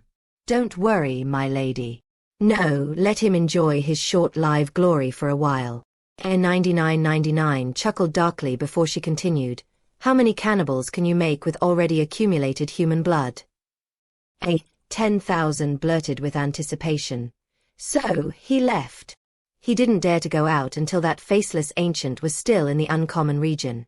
He was afraid that fellow would hold a grudge and hunt him down when a 99.99 won't be around to protect him. A 99.99 sneered disdainfully. Look at your cowardliness. He's indeed not in the humane kingdom, but I'm going to scan the entire place just in case he's still hiding here. In 5 or 6 months, our reinforcement would be here. Then we don't need to worry about him. But this doesn't mean we can show our faces as we please. Now let him answer my question. This conversation baffled the Prime Minister since he didn't know what they were talking about. Nonetheless, he quickly answered a 9,999's question. With the blood we already collected, it's enough to create over 100 cannibals, same as the first one's level and many low-level ones. My lady, do you want me to start? A 99.99 thought for a moment. Start it and then release those cannibals to grow and multiply between goblins and cut off every news about this. Let humans live in delusion for now. We'll secretly create a farm of cannibals. You, trolls, will be a mist to cover this farm. I'm going to personally oversee the further research on cannibal. The Prime Minister's eyes lit up and quickly agreed. I understand. We'll start working post-hastily. But what if humans decided to attack us? Now that an A rank appeared among them, they will be bolder and unafraid. They'll be delivering the blood themselves, then. No, this is perfect. A 99.99 eyes shimmered with ghastly light. I heard these humans can quickly adapt to changes, right? Since an A rank appeared amidst them, more will follow in his footsteps. It means we'll get more high-level blood. I want those humans to start another war in confident, but we'll be manipulating behind them while letting them think they are the ones in control and getting an endless supply of human blood. The Lionheart City, Lion Street, the Tyrant Mansion. Yes, the mansion where Jacob lives is now known as the Tyrant Mansion by everyone. The Tyrant Mansion had gone through some changes in the past 3 days. One could see many small bunkers in the vast garden of the Tyrant Mansion, while the backyard was now completely covered in a doom-like shade and blocked everyone's vision. The only way in was either from the mansion or by creating a hole in the shade which no one would dare. Furthermore, in these past 3 days, many high-ranking officers of the Lionheart City came to pay a visit, but they were rejected at the main gate. Among these rejected officers, the City Lord, the Mercenary Branch's leader, the Vice Leader, the Gunsmith Guild leader, and even the beautiful Apothecary Guild leader rejected with many other nobles. However, no one dared to show any displeasure, and they politely left after leaving some greeting gifts. Even Samuel's heart was crushed by Silver Tyrant, and Alice was turned into a slave. They didn't want to antagonize such a person unless they wanted an ending like those 2 famous figures. The Gunsmith Guild leader Drew was feeling the most complicated among everyone because he had spent some time with Jacob, and he benefited the most from him when he let him take the credit for Magnum. Now that he thought about how he once wanted to protect Jacob, he laughed in self-mockery and even felt fear when he thought about how Jacob had killed Samuel. As for the Vice Guild leader Olaf, who schemed against Jacob, he had long vanished from the Lionheart City the very night news about Jacob being an A-rank expert surfaced. Lastly, the Star Mercenary Agency's leader had already found out about Jacob's registration with them. He was thrilled and wanted to approach Jacob and form a connection, but was rejected mercilessly. The last person who was effective by Jacob's identity as an A rank was none other than Rose of the Lionheart family. When she thought about how she tried to be bold with Jacob and even wanted to use him as a meat shield, she nearly had a mental breakdown. Right now she was hiding, while in constant fear Jacob would come one day and make her his slave. Her father still didn't know about me, or he would have a heart attack. As for the man who was the eye of the storm, the silver tyrant, Jacob did not know about what was happening because of him in an entire uncommon region. Even if he'd known, he would have merely scoffed since he had already anticipated this. Right now, he was currently sitting on a stone platform in the middle of the newly built pool and just crossed the threshold of 20 G-force, and the oxygen in the water again got absorbed in his body's pores. He now felt it even more clearly than before, and all of a sudden Jacob felt a strange sensation that was still hard to describe, and not only that, but his heartbeat started to rise as more oxygen entered his body. So, it can indeed raise my heartbeat without me using some excessive method, Jacob solemnly thought. But I never expected it would be this effective. As if this water meditation was created to practice fluid acceleration. Immortality also told me at that time that I would find a way very soon. Chapter 132. Can you prove it? Immortality also told me I would find a way very soon. Jacob connected the dots as he felt like Immortality probably knew about the art of nature's true effects, but it didn't bother to say anything, nor did it comment on it when Jacob inquired about it. Nevertheless, this also strengthens his belief that he should keep practicing this technique and not slack off. As his heartbeat increased with more and more oxygen entering his body, Jacob was fully focused on his heart rate and didn't dare to miss a single heartbeat. After over 10 minutes, Jacob's heartbeat was at 4 bps when he felt the sensation suddenly staggered while the gravity also vanished. Jacob's eyes snapped open and frowned. Even over million-gallon water can only sustain water mediation over 2 hh, 10 mm? What about the 24-hour limit? Didn't I need to enter a vast river at that time? His expression was grave as the liquid suddenly started to turn vapors again. Although, with my current capacity, I might hold on for over 2.5 hours, but I required over 300-meter deep bore, and the aquifer is over a mile deep, according to Harrison. A mile-deep bore should be enough to cross a 3 hours mark, but it would also put me in danger since the gravity would be 30 G at that time, and this stone pillar might not be able to spot me and break. Well, I let them reinforce this pillar with metal, but I required more labor for it if I want it to be done quickly. Jacob looked toward the round platform he was sitting on, which was only deep enough to cover his head with water. But actually, it was a pillar connected to the bottom, which was formed by digging around it. Jacob had given the command, and those mercenaries didn't dare to make any mistakes. But it turns out, even this 100-meter pool wasn't enough. Jacob suddenly thought about the raging border river between the uncommon and rare regions, and he knew that was the perfect place for practicing water meditation. But he won't have this pillar in that river, and he might really drown within that river's depth. So, until he was absolutely sure of his ability to swim under that pressure, he won't try it no matter what. Instead, this method was far safer as long as he could reinforce this pillar and have those mercenaries dig just half of the surface from now on, just enough for more water to fill it. While the other half can be easily reinforced with iron, he won't have to worry about this pillar's breaking at that time. But he required some laborers and forgers to start the reinforcing process, and if possible, he wanted to fill the half pool with iron to create a solid iron platform. At that time, he just let them dig as deep as he wanted.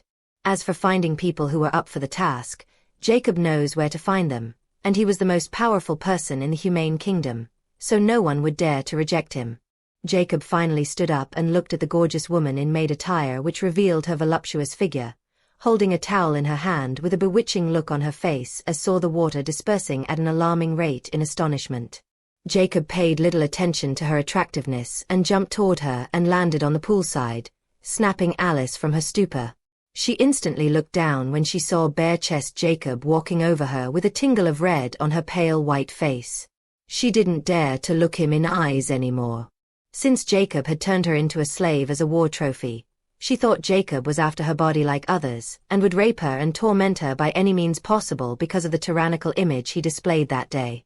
She simply could not resist and didn't want to die either after reaching this point. So, she thought it in another direction. If Jacob was attracted to her and if she could seduce him, who would dare to mess with her? Jacob differed completely from Samuel. She acted normally around Samuel since he wanted to play a gentleman to win over her heart, and he was also aware of her talent and required her help once she entered the B rank, so he didn't dare to force himself on her. However, Jacob didn't seem to care about her beauty status or talent, and by his looks, he was probably younger than her as well. That's why she had to use another approach with him, so she decided to willingly become his slave and do anything he wanted her, even warm his bed and slowly earn his goodwill. Although this situation looked disadvantageous and disgusting, for her, it was a tremendous opportunity to exchange her body for the most powerful man in this kingdom. Not just her, but all those ladies were sure that Jacob was a debauched man like others because he has every woman living with him, and wore maid clothes. But everyone was surprised because they didn't even see Jacob's shadow, much less summon them or come into their quarters. Even Alice, who had complete confidence in her looks and was ready to spring into action that night, was never called, which made her uneasy. As for approaching his room on their own, they didn't have the guts to even look at him, much less barge into his room without his order. Only today, Jacob emerged when Harrison reported the news of pool completion, and he didn't summon Alice here either. But she took the initiative to come here and wait for him obediently. P Alpha D Alpha no yet. It surprised her when she comprehended what Jacob was doing when he didn't pull his head out for breath for over an hour. At first, she thought he was dead, but then she shook her head since it would be too foolish. Nevertheless, if she hadn't noticed small bubbles appearing occasionally, she might have believed it. Then she thought of another possibility. Could it be the secret method to enter the A rank? Alice felt she stumbled upon an enormous secret when she thought of how Jacob was so serious about this pool and covering it. She even thought of slipping away, but then she thought about how Jacob had already killed 8 mercenaries who tried to escape every time. He could really hear everything as he said, so now no one dared to escape. So she also didn't dare to move and stay there and pretend to be an idiot and hope Jacob would believe it, because if it was Jacob's secret of power, then he will kill her to make sure she won't reveal it ever. However, when she saw the water turning into vapors, she was completely stunned and felt this was really the secret of Jacob's power. Now he was coming this way, so she did her best to act shy and attractive so he won't notice anything. Jacob looked at the alluring Alice, and his lips curled up. You know how to adapt. I don't mind, but if you think for a moment that you could escape your fate of being a slave by this, then you're dead wrong. Jacob's eyes turned cold, which made Alice shudder and thought he was going to kill her. But to her surprise, if you truly serve me well, I won't mistreat you either. Even making you an A rank within 1 day is a possibility. But, Jacob smiled meaningfully, can you prove it? Alice finally looked up with shock and disbelief about what she just heard, and her lips parted. Why, you can make me A rank in on 1 day? She didn't dare to believe it. Jacob merely chuckled mysteriously, took the towel from her hands, and without caring about her expression, moved on while saying, "Summon Harrison." Alice's heart was almost in her throat as Jacob's words rang in her head continually like a broken record. But she quickly calmed down, and her eyes shimmered with resolve. I just have to prove it then. Although she didn't completely believe Jacob's words. While he didn't kill her despite her comprehending his secret, which meant Jacob didn't care at all. Now, more doubts grow in her head, and when she thought about what Jacob just offered her, she now wanted to see if he could make her an A-rank mercenary. Besides, it wasn't like she was losing anything, so she quickly followed Jacob's order and headed to summon Harrison, who was the only one Jacob called by name. Thereupon, Jacob calmly sat on a table full of dishes. He looked at perturbed Harrison and said, I want you to call the guild leader of the Gunsmith Guild as soon as possible. As your command, my lord. Harrison quickly left to complete this mission as if his life depended on it. At this time, Alice quickly picked up a dish and started serving Jacob without even him telling her. As she served, she suddenly looked into his cold amber eyes deeply and said in a dreamy tone, I'm yours from now. Chapter 133 Meetings drew again. In the evening, the Tyrant Mansion welcomes its first visitor, who was granted an audience with the Silver Tyrant. Many people who were paying close attention to the tyrant's mansion quickly reported this to their superiors. When they found the identity of this visitor, it was none other than the guild leader of the Gunsmith Guild of Lionheart City, Drew. Because of Jacob's significance, his background was naturally checked by many.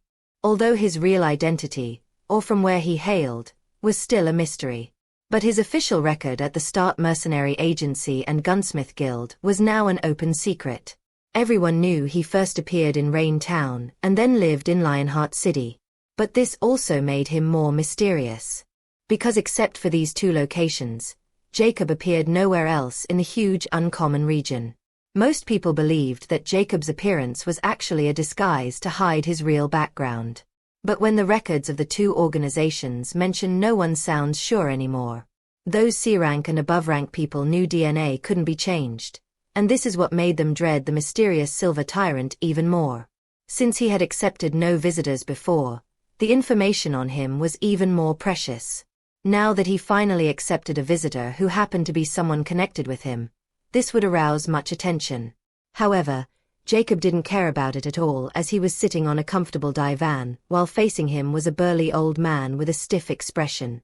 He was none other than the guild leader of Lionheart City's gunsmith branch, Drew.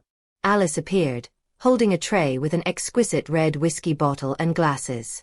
She gracefully put on the glasses and poured the translucent red whiskey without expression. Drew was shocked when he was this cold yet alluring maid. He naturally knew who this person was and the reason behind her current appearance.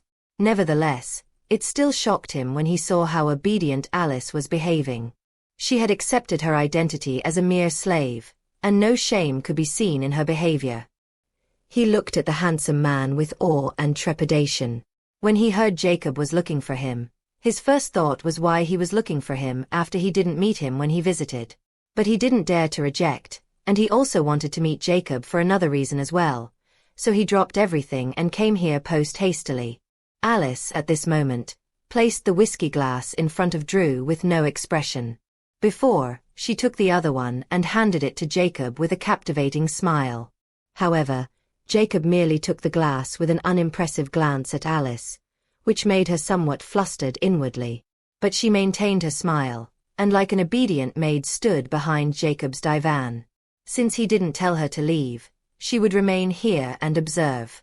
She was also interested in Jacob's past, or what kind of person he was. It was crucial in winning Jacob's trust. Jacob also didn't mind Alice since he had already planned for her. He smiled faintly when saw Drew's stiff expression and said, "I heard you visited before?" Drew felt his heart rate increase slightly, but when he saw Jacob still had that arrogant yet confident smirk on his face when they first met, he felt somewhat relieved and politely nodded. "Yes, but your excellency was busy, and I won't dare to disturb you." Jacob took a sip of whiskey which had an intoxicating smoky and malty flavor. He didn't know where Harrison bought this, but it was at least 2 or 3 decades old. He was an adorer of good alcohol, and this whiskey was only subpart but still good enough for current human civilization.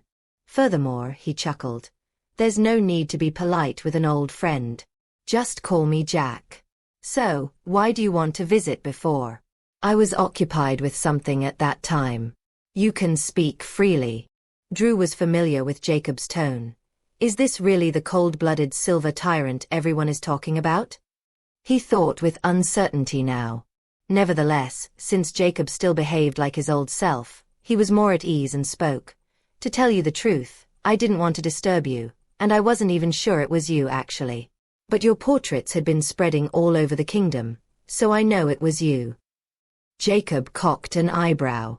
"I didn't know I become so famous within a week." He sounded surprised, but he wasn't, actually.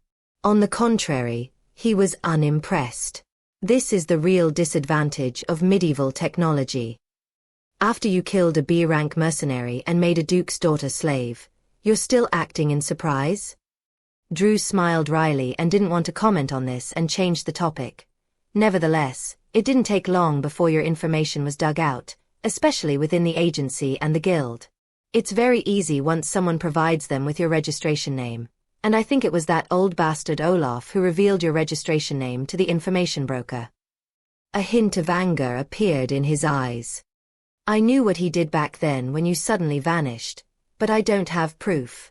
But that bastard ran too fast the moment you appeared this time." Alice was shocked by this revelation, and she looked at Jacob, who was calmly sipping on his whiskey as if he was listening to trivial things. Did someone try to scheme against him when he was keeping a low profile, or he wasn't as strong as now before? She thought. "I don't care about this small matter, even if they know about my identity. Do you think they can do anything to me?" Jacob asked with a wintry smile, which made Drew shudder slightly. He knew Jacob merely stated the fact. No one would dare to mess with Jacob right now unless they have a death wish like Samuel. He was the strongest person in the entire kingdom. Furthermore, he sighed, "Forgive me, I just made a fool out of myself. The important matter why I was here was because I received a message from the Guild Master of Royal Humane City." His expression turned serious as he said, "He'll be visiting you personally, and I think you should hear him out since it might be beneficial to you. But of course, if you didn't want, you could simply reject him." Drew sighed inwardly. The Gunsmith Guild Master of the capital city was an extremely prominent figure. But now he was coming here personally to meet with Jacob, and he even required someone like him to introduce him to Jacob. Drew knew Jacob was actually a basic gunsmith, and his attainment might be even higher than this, and he was hiding it. So, the visit of this eccentric guildmaster was not a surprise to him since he would do the same after finding out about Jacob's talent in gunsmithing. He was a freak in his eyes. As long as Jacob announced his relation with the Gunsmith Guild, their status would soar, surpassing the Apothecary Guild. But the person in question was the Silver Tyrant. If he rejected them, would they dare to push their luck? The answer was a huge no. As long as there wasn't someone stronger than Jacob backing them, they couldn't force Jacob to do anything. The Alchemy Guild behind them won't care for their lives as long as no external force intervenes or if they poke a hornet nest themselves.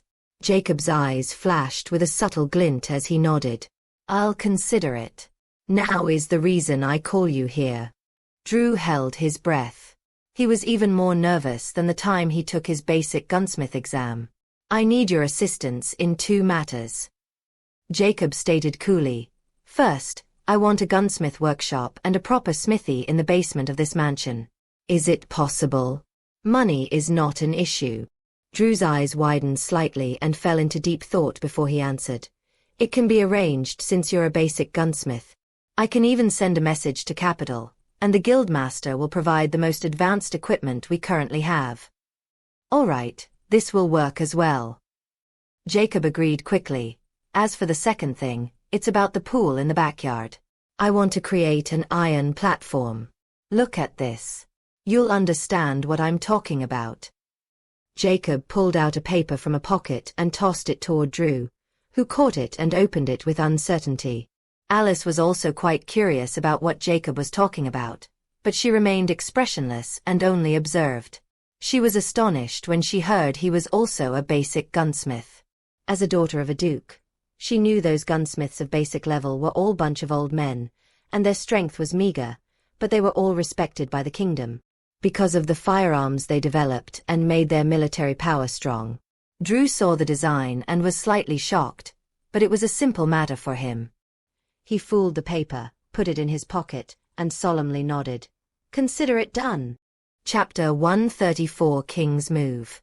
The next morning, Jacob opened his eyes and then looked at the pale white delicate hand over his muscular chest. A naked beauty was sleeping right beside him, revealing her lascivious assets. She was naturally Alice, who tasted the forbidden fruit last night. There wasn't any ripple in Jacob's expression.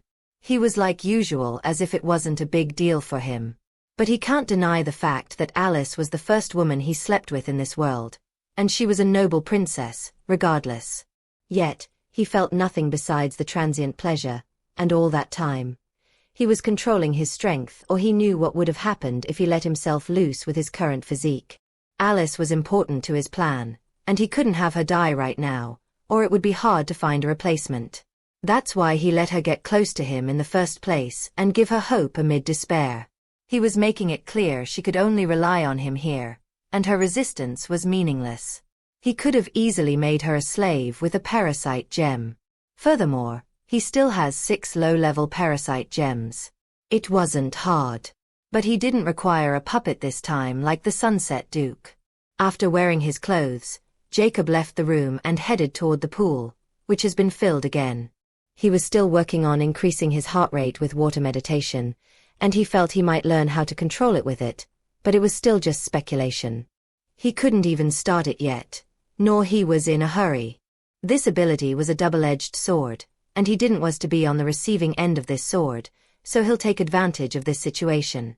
Since the pool size wasn't dangerous to him, he'll practice it until Drew's men arrived and started the pool's renovation according to his design. Once it was done, he won't have to worry about it until the 3 hours mark was crossed. Although it seemed he was wasting time by staying here and not leaving toward the higher region.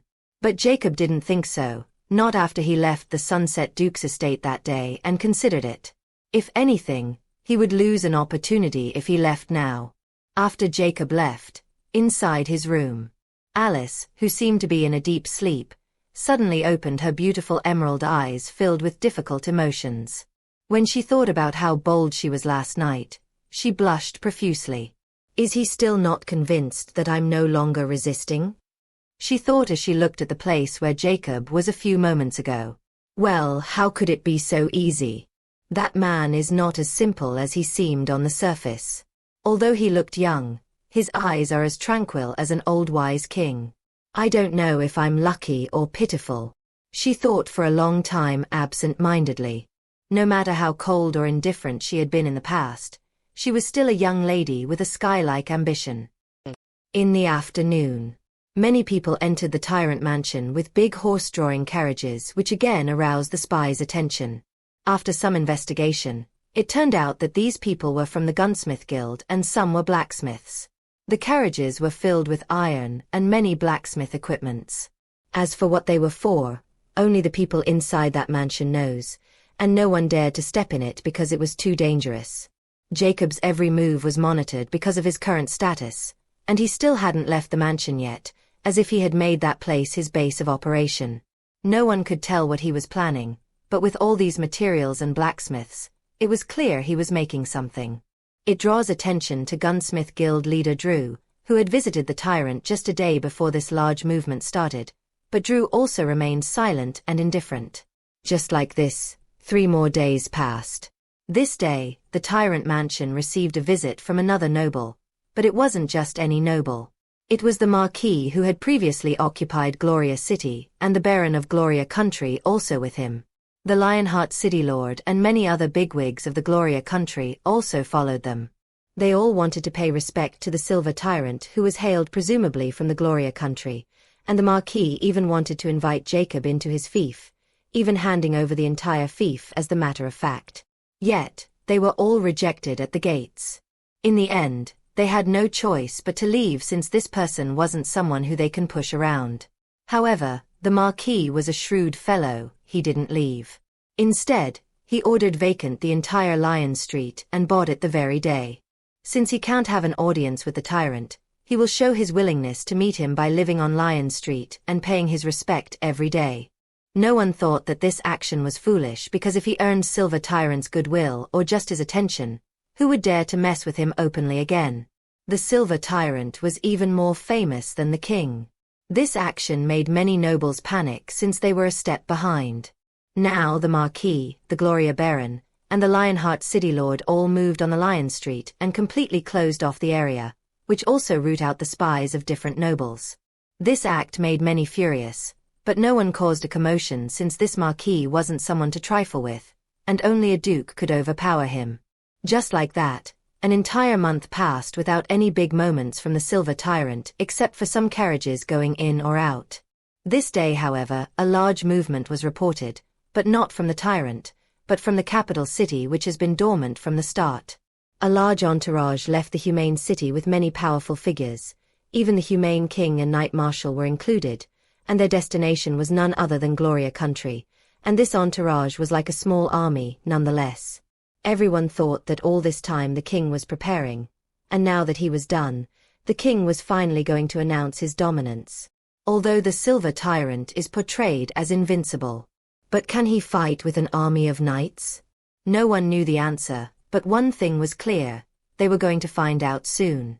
This news also reached Lionheart City and the people staying in it. Their first reaction was to vacate the entire city, since it will be going to be a colossal mess if the knights fought with Silver Tyrant.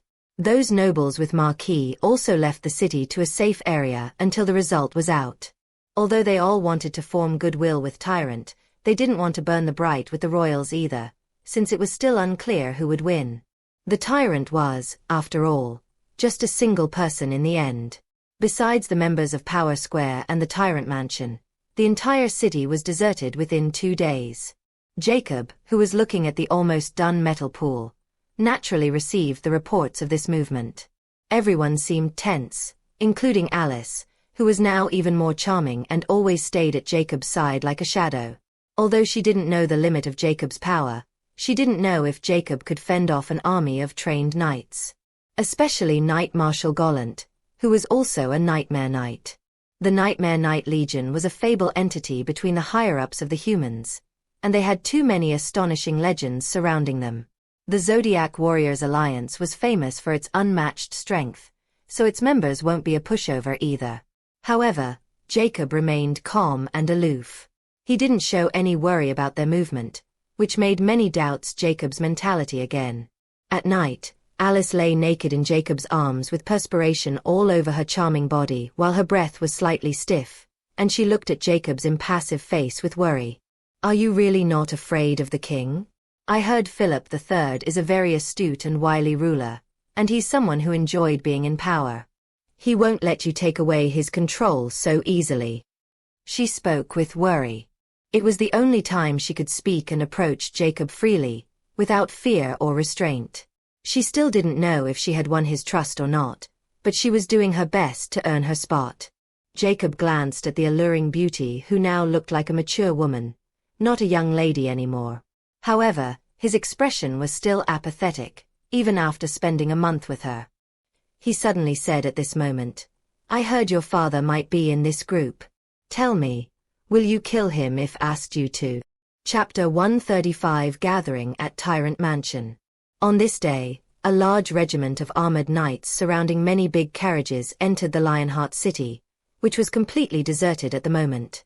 At the very front was a golden chariot, and its coachman was none other than the Knight Marshal of the Humane Kingdom, Gollant, clad in his black armor.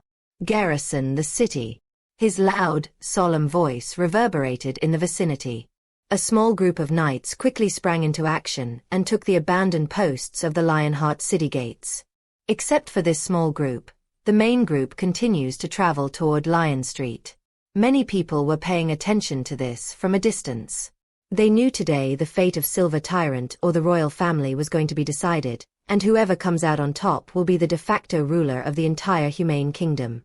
The king was here with his personal royal knights, and the Knight Marshal, as well as many high-ranking nobles with their personal guards, were also following him. There were 3 more people who were of superior status in this lineup: the Star Mercenary Agency Master and the strongest B-rank mercenary, Loop, before Silver Tyrant appeared. The second was the intermediate gunsmith and the face of the Gunsmith Guild, Isham. Lastly, the guild leader of the Apothecary Guild of the capital city's branch, and also known as the Miracle Hands, Blake. Just these 3 were enough to stir a tremendous storm in the Humane Kingdom, but they never appeared together. Now, not only the members of Black Knights, with a Nightmare Knight, but all the representative main guilds in Humane King have appeared together with the king himself. No one knew how Silver Tyrant will react or what these people were going to do today. But it's going to be history for sure. Soon, the marching knights and carriages entered Lion Street and approached the Tyrant Mansion without stopping. In the Tyrant Mansion, the atmosphere was as tense as it could get. All those Tiger's Den mercenaries were extremely anxious since they knew an army was coming, and they might become the very first ones to suffer if the Silver Tyrant didn't yield. They were all living constantly in fear of the Silver Tyrant all this time, because every time they tried to escape or sneak out of the mansion, the Silver Tyrant would mysteriously kill them and leave their corpses for everyone to see. So, they knew escaping was impossible under an A-rank expert. But now the entire kingdom's experts were coming, And they were even more appalled because they all knew what kind of personality Silver Tyrant had, and there was over 80% chance that he will start fighting than compromise. At this moment, sounds of powerful footsteps rang in the silent vicinity of Lion Street, and those mercenaries knew they had arrived. "What are you doing? Since the army is here, do you still think he has the time to care about us? That motherfucker is treating us like minors and killing us without batting an eye. Besides, I don't think he can survive an army attack. He's just one person." A short man with bruises on his face whispered to the man beside him, who was all filled with bruises. They had all been digging constantly every day for the past month and only had been excused 2 days ago. If they weren't C-rank, they might have died of the workload and suffocation. Nevertheless, this still affects their mental states greatly, and all the pride they once had long been shattered. But they still didn't submit completely and wanted to be free and required just a small opening. Now that the chance was here, if they didn't use it, they would either be killed or be used as cannon folds in this upcoming event. After thinking for a moment, the man beside the short man decisively nodded. "The moment the army barge in, we'll flee from the east side." Not only these two, but almost all the Tiger's Den men have these thoughts. As for women, they were living comfortably in the mansion, and they would see them now and then working as maids, which was far better than mining like slaves. As for their vice captain Alice, she had completely changed and submitted to Silver Tyrant, or it could also be just a sham until she had a chance to escape or even backstabbed him.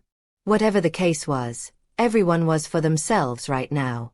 At this moment, sounds of hooves suddenly stopped at the main gate, and everyone saw a golden chariot stopping in front of the mansion while the black armor Gollant gazed at the mansion coldly.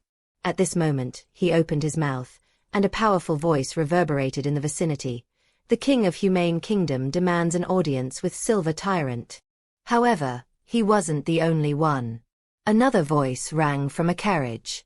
"The Star Mercenary Agency seeks an audience with Senior Silver Tyrant." Another followed thereupon. "The Gunsmith Guild seeks an audience with Senior Silver Tyrant." Lastly, the Apothecary Guild seeks an audience with His Excellency Silver Tyrant. Everyone was dumbfounded because they all thought they would barge in and then demand Silver Tyrant to come out, but it didn't happen. Besides the king demanding an audience which seemed quite appropriate for his status, the other 3 bigwigs were very polite, as if they would turn back if the Silver Tyrant rejected them. Now everyone was waiting for the Silver Tyrant's reply, and if he acted unreasonably, he would lose his reputation and make it even worse than it already had been. They didn't have to wait for long, though. At this moment, the closed door of the mansion parted, and a middle-aged man wearing butler attire with an expressionless face appeared. He was Harrison, and right now he was as famous as Silver Tyrant under the title of Silver Tyrant Butler. However, unlike in the past, Harrison didn't seem as old or timid while facing such pressure, and his eyes were filled with boundless confidence and hidden might. He walked toward the gates followed by a group of beautiful maids who were former C-rank mercenaries of Tiger's Den. Gollant's eyes narrowed when he saw Harrison, and for some reason, he felt slightly threatened by this butler, which made him somewhat baffled. But his expression didn't change at all and remained stoic. Harrison eyed the legendary figure and the former strongest expert of the Humane Kingdom, and a peculiar glint flashed past his eyes. But he didn't lose his bearing as the butler of the tyrant and bowed lightly before he uttered in an impassive tone, "My lord, welcome everyone," and he invites anyone with the status of duke and higher inside. As for the 3 organizations, he would only welcome B-rank mercenaries and basic apothecaries. Except the Gunsmith Guild is granted entry as a whole. As for everyone else... Harrison suddenly straightened his back and coldly looked at the marshal and said, "They didn't have the qualification to meet my lord." The atmosphere became icy all of a sudden when Harrison's voice faded, and those mercenaries looked at the butler, baffled by his guts. Gollant squinted his eyes as he looked at Harrison coldly. He didn't know why, but this butler was really making him uneasy. By the way, he was staring at him with no fear. It made him even more sure that this man wasn't simple. The Star Mercenary Agency agreed. The Gunsmith Guild gratefully agreed.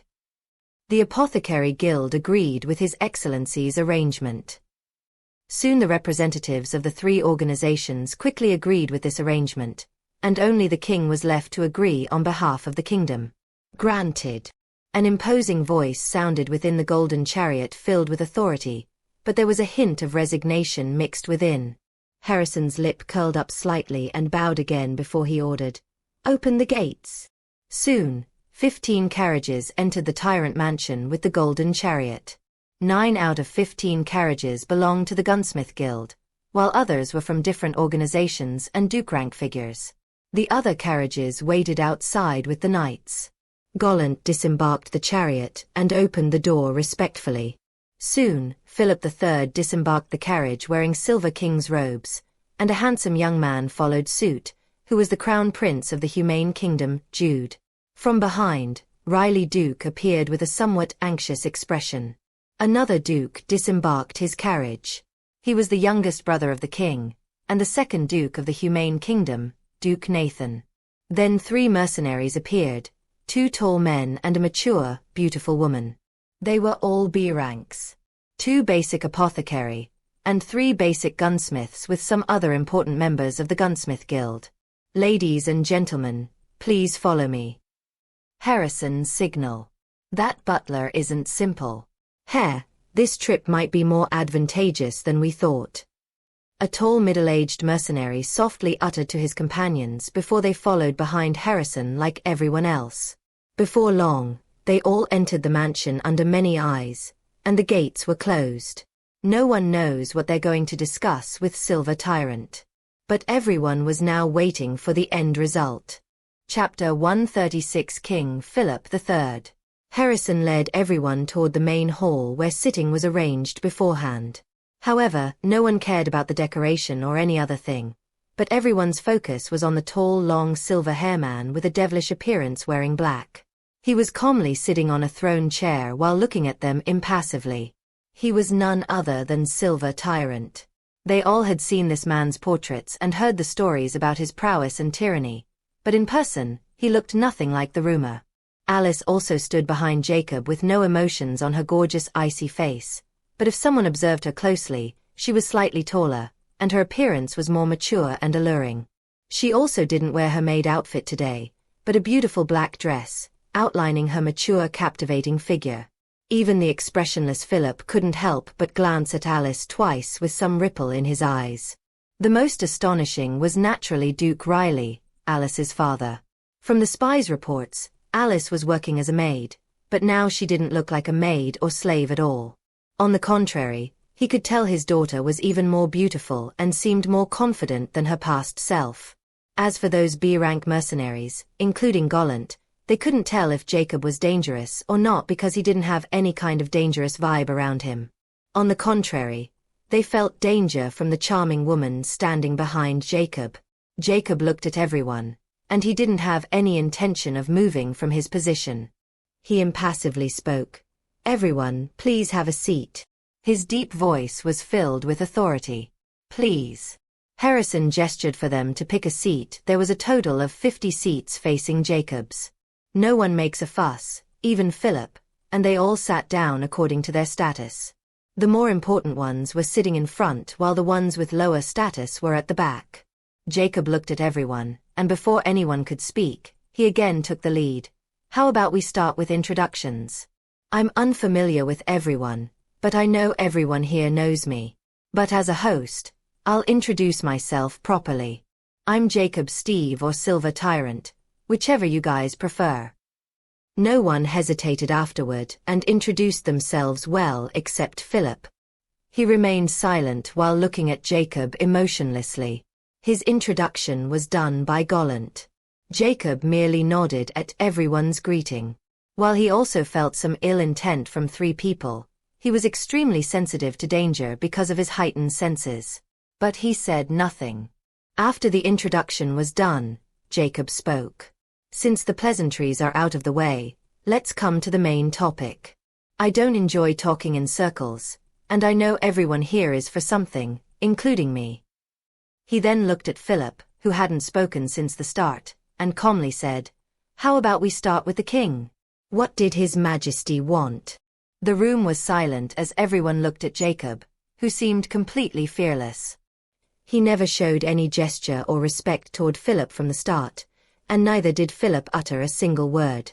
No one knows why Philip even agreed to meet with Jacob, who could kill him if wanted and not remain hidden within his army. Although there were 4 B rankers present in this hall, 3 of them had no desire to fight with Jacob, and they will not act even if Philip's life was threatened. Only Gollant was his shield. But when they looked at the butler and the charming woman standing by Jacob's side, they knew Jacob wasn't the only threat here. He was more mysterious and unfathomed than any of them have thought. They couldn't even sense danger from Jacob, which means he wasn't a danger, but death itself, which can't be sensed or gauged. Even those 2 dukes keep their mouths shut and just observe. Duke Riley also kept a lid on it, or he really wanted to question Jacob about making his daughter a slave. Slavery wasn't legal in the humane kingdom, well, at least on the surface. But Duke Riley didn't have the guts to say those exact words anymore, and he couldn't even tell if his daughter was really a slave or if all this was just a sham. But he will let his brother take the lead this time and test the water. King Philip finally spoke under Jacob's cold eyes. "Since Sir Jacob is so straightforward, it would be rude for us to not do the same. As Sir said, I was indeed here for something, and that was to see if you are strong enough to fight with an army or not. I want to see if you could be tame." Everyone looked at Philip as if he was a madman at this moment, and they wanted to get further away from him. He was simply crazy to say those words out loud before Jacob. Either he didn't want to live anymore, or he was simply confident in walking here alive. Philip's blunt provocation flabbergasted even the 2 dukes. He would never do this normally. They wondered if he lost his will to fight after meeting Jacob and now wanted to drag everyone down with him. Gollant was also tense when he heard this and subconsciously tightened his muscles. If Jacob attacked, he'll have no choice but to act as well. Harrison's expression also turned slightly dangerous at this moment, while a ruthless glint flashed past Alice's eyes. However, Jacob didn't appear angry at all. On the contrary, he suddenly smiled amusingly and said, "So, what do you think now? Is it possible to achieve?" Philip shook his head and said, "No, you're far more powerful than anyone in this room. I never thought the human kingdom will have an expert like you. So, I'm willing to submit the throne to you with no resistance."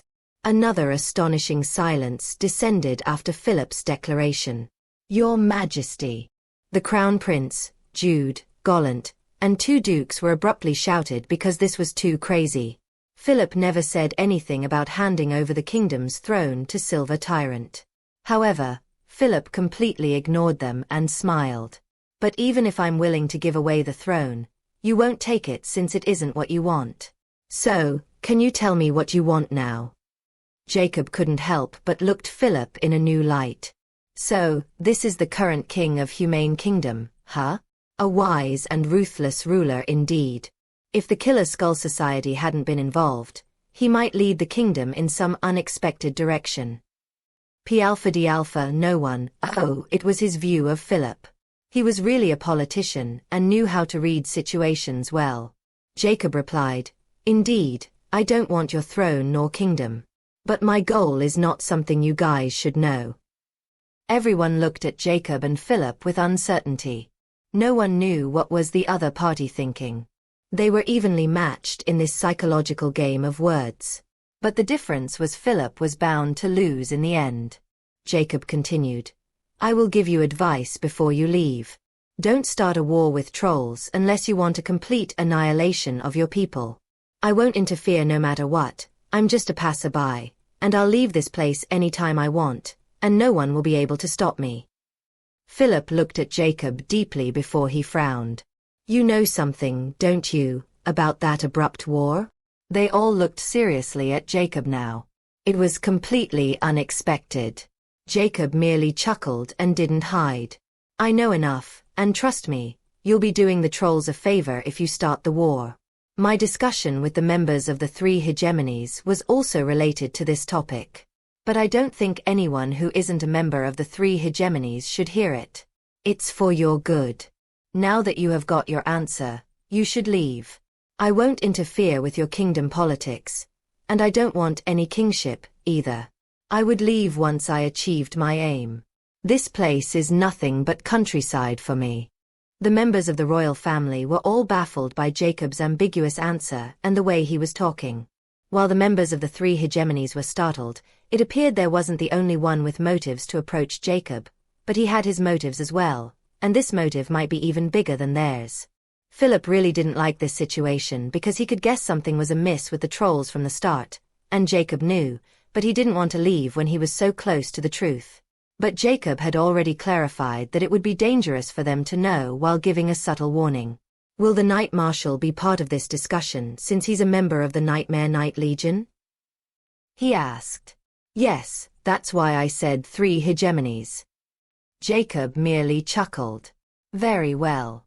I'll be waiting outside for the Marshal. Philip gave a meaningful look at Gollant before he stood up. Duke Riley seemed to hesitate as he glanced at Alice. Jacob coldly said at this moment, "You two leave as well." Chapter 137 A Secret 1. After the meeting with the nobles of the Humane Kingdom, which only took about 10 minutes of Jacob's time, only the members of the 3 hegemonies remained. Jacob even sent Alice and Harrison out because it would make everyone more serious about what Jacob was about to tell them. He didn't even let King Philip hear it, so it naturally drew others' attention. Jacob looked at the top members of 3 organizations and coolly asked, "Before I start, can I ask why the 3 of you wanted to visit me together? I can understand the Mercenary Agency and Gunsmith Guild, but what about the Apothecary Guild? I had no ties with them." Jacob looked at Ebony Face Man, who looked ordinary and calm, but he was actually the Miracle Hands, Blake, the top apothecary of the Humane Kingdom, and beside him was a middle-aged man with noble bearing. He was the vice leader of the Apothecary Guild, Dylan. Blake had observed Jacob's conversation with Philip and knew how hard it was to deal with Philip, but even that man seemed helpless against him and could only give up. Nevertheless, Philip got what he wanted, and there was no need for him to push Jacob around. All he wanted was authority over the Humane Kingdom, and since Jacob wasn't interested, he had no reason to make an enemy of Jacob. As Jacob said, this place was like the countryside to him, and he would leave when the time comes, and everyone believed him. Blake smiled politely and said, "I'm Blake. Your Excellency is far more extraordinary than the rumors describe you to be. I also didn't enjoy beating around the bush, nor do I know how. I'm just a public servant and here, for this exact matter, which will increase the variety of our servers. My 2 fellow associates from the Gunsmith Guild and Star Mercenary Agency might have the same purpose as me." Blake suddenly looked toward the tall, middle-aged man with a handsome appearance, wearing light black armor.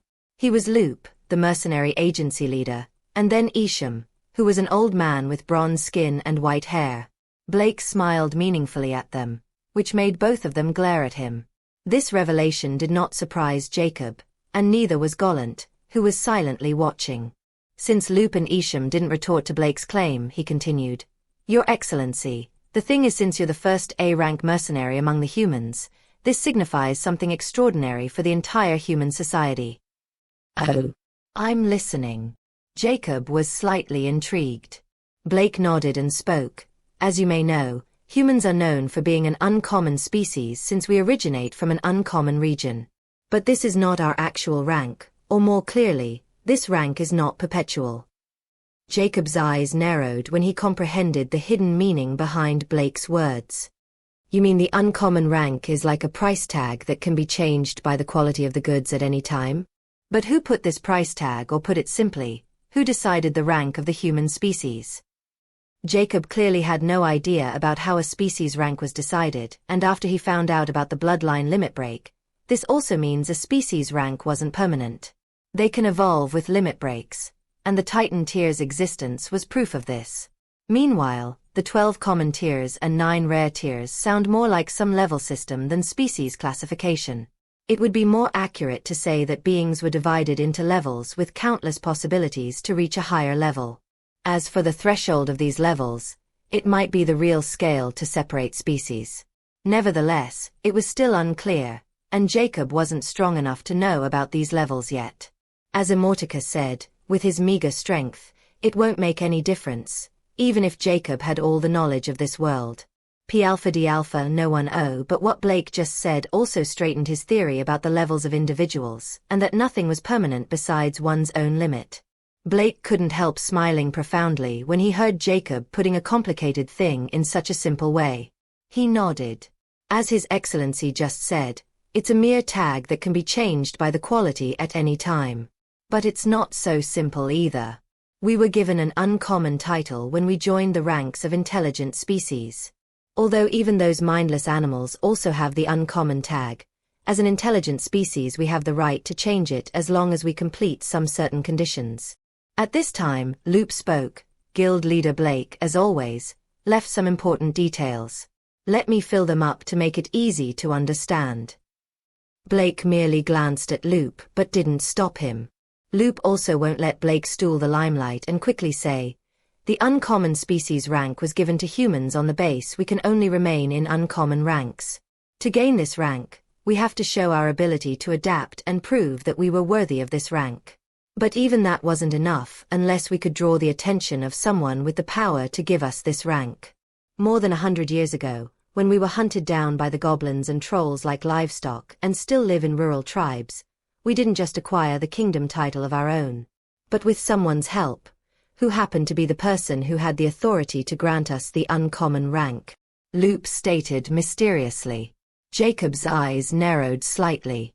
It seemed I was right about humans having the protection of someone from the upper regions, or those trolls and goblins won't let them establish their kingdom so easily and then let them grow.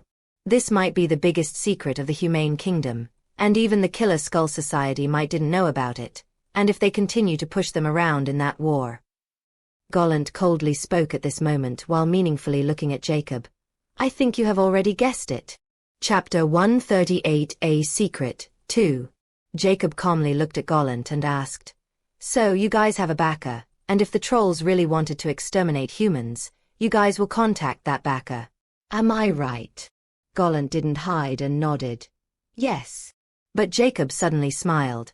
But you guys didn't and let thousands of people die and almost lost your capital. Let me guess, you can only contact this person once, and it might not be for help either. This call is for something else, and after listening to you guys, I reckon it has something to do with the rank change. Did I guess right? Gollant and everyone else in the room's eyes widened when they heard this because it was exactly the case. It was a core secret that people with the same status inside this room could only know. But Jacob had guessed it with little clues. The threat of this man in front of them reached another level higher. Isham spoke for the first time at this moment. Your Excellency really deserved to be the strongest in the entire uncommon region. You have guessed almost all the truth and the biggest secret of humans, which didn't know by many. This method of communication was indeed for us to increase our rank once the time comes. We also weren't sure if that benefactor would help us solve this crisis. It has been over hundreds of years already, and that person might not be alive anymore. That's why we were hesitating for long, but then you appeared, and the war stopped, and we didn't have to waste that chance at all. But not only your appearance solved the crisis, but it also completed one of the conditions to raise our rank from uncommon to rare. Jacob was quite curious about these conditions now. What are the other conditions? Loop answered, the most important one is someone with A-rank strength, which will prove our bloodline potentiating. Then we required an advanced level figure in any profession. Either an advanced gunsmith or an advanced apothecary. Lastly, a nightmare knight.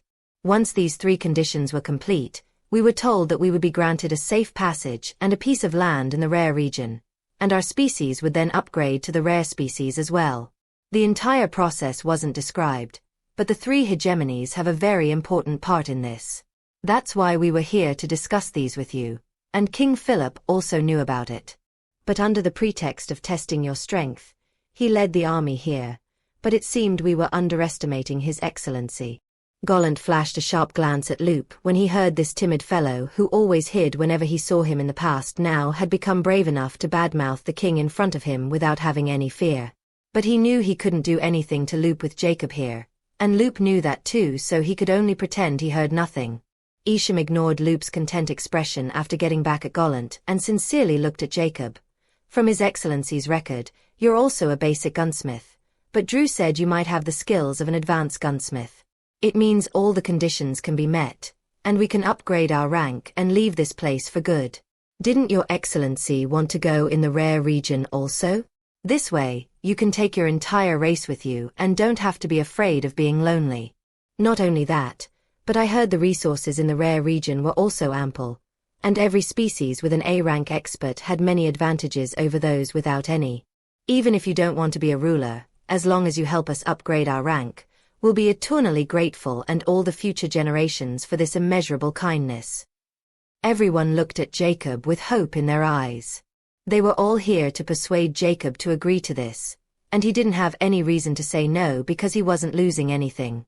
On the contrary, once they enter the rare region, he would have millions of loyal followers under him. It was far better than being alone.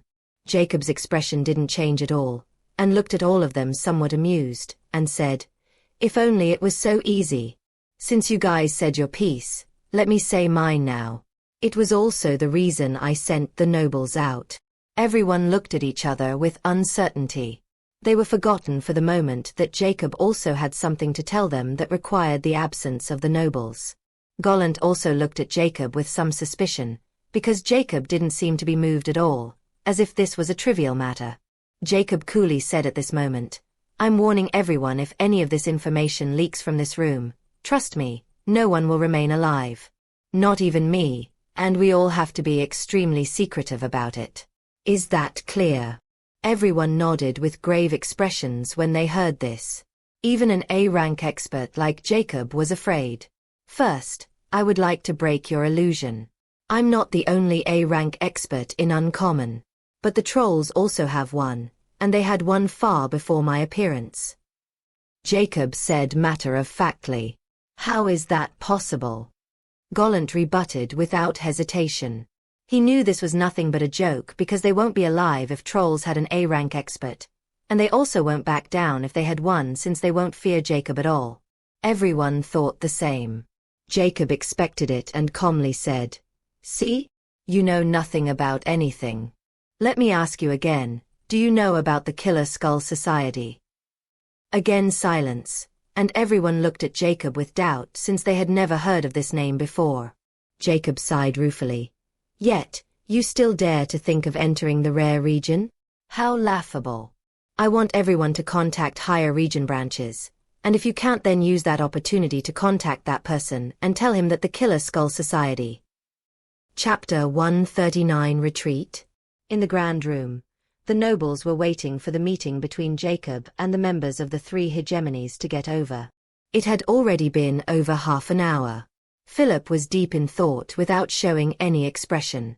While Duke Riley wanted to have a private chat with his daughter alone, so they have also gone somewhere. Harrison stood on the side of the west corridor, which led toward the meeting hall with an expressionless face. He was guarding this place so no one could disturb Jacob. At this moment, the sounds of footsteps from the corridor sounded, and everyone looked over.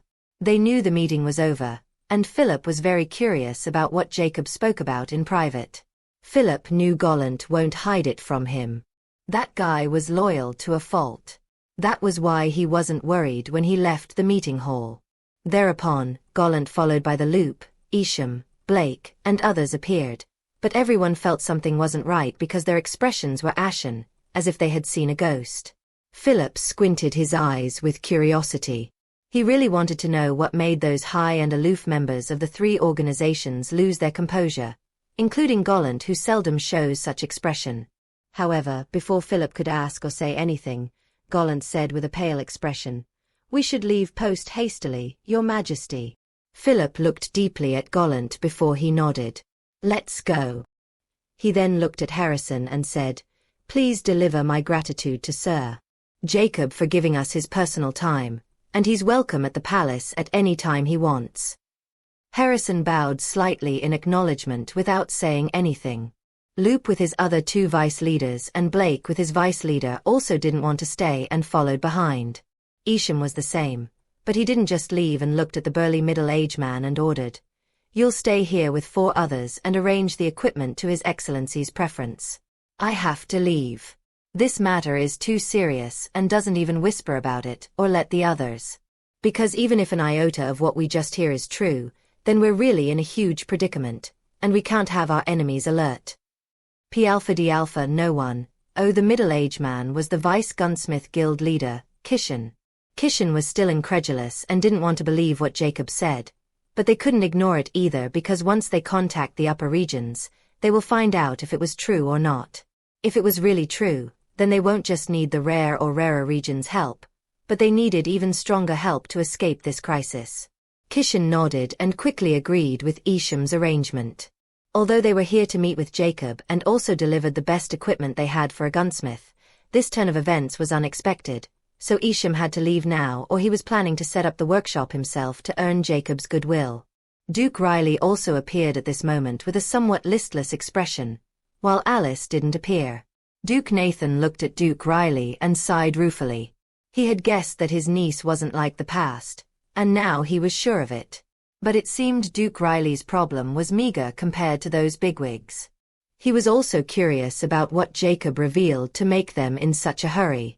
At this moment, the crowd outside was waiting for the result of this meeting, and when the closed door of the mansion opened, everyone looked with anticipation while holding their breaths. Especially those enslaved mercenaries of Tiger's Denver. They wanted Silver Tyrant to fall off with the Humane Kingdom, which will make the army outside attack, and they will have their chance to escape. However, to everyone's surprise, every bigwig quickly approached their respective carriage without showing any intention of attacking the tyrant's mansion. King Philip also embarked on his chariot, and Knight Marshal Gollant took the rein with a solemn expression and drove it toward the exit. Gollant opened his mouth at this moment. "Retreat, march!" His voice was loud and clear.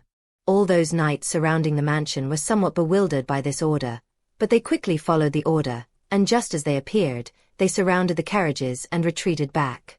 The other nobles in the carriages were also baffled by this retreat order since they all knew King Philip wasn't someone who would retreat like this when his position was in danger.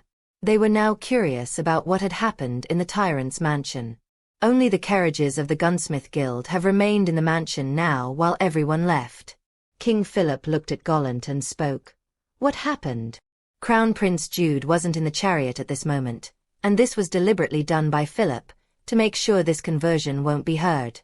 He wanted to know what Jacob discussed with them and if has agreed to be the face of humans for the upgradation process. Gollant didn't turn around but his grave voice sounded which could only be heard by Philip.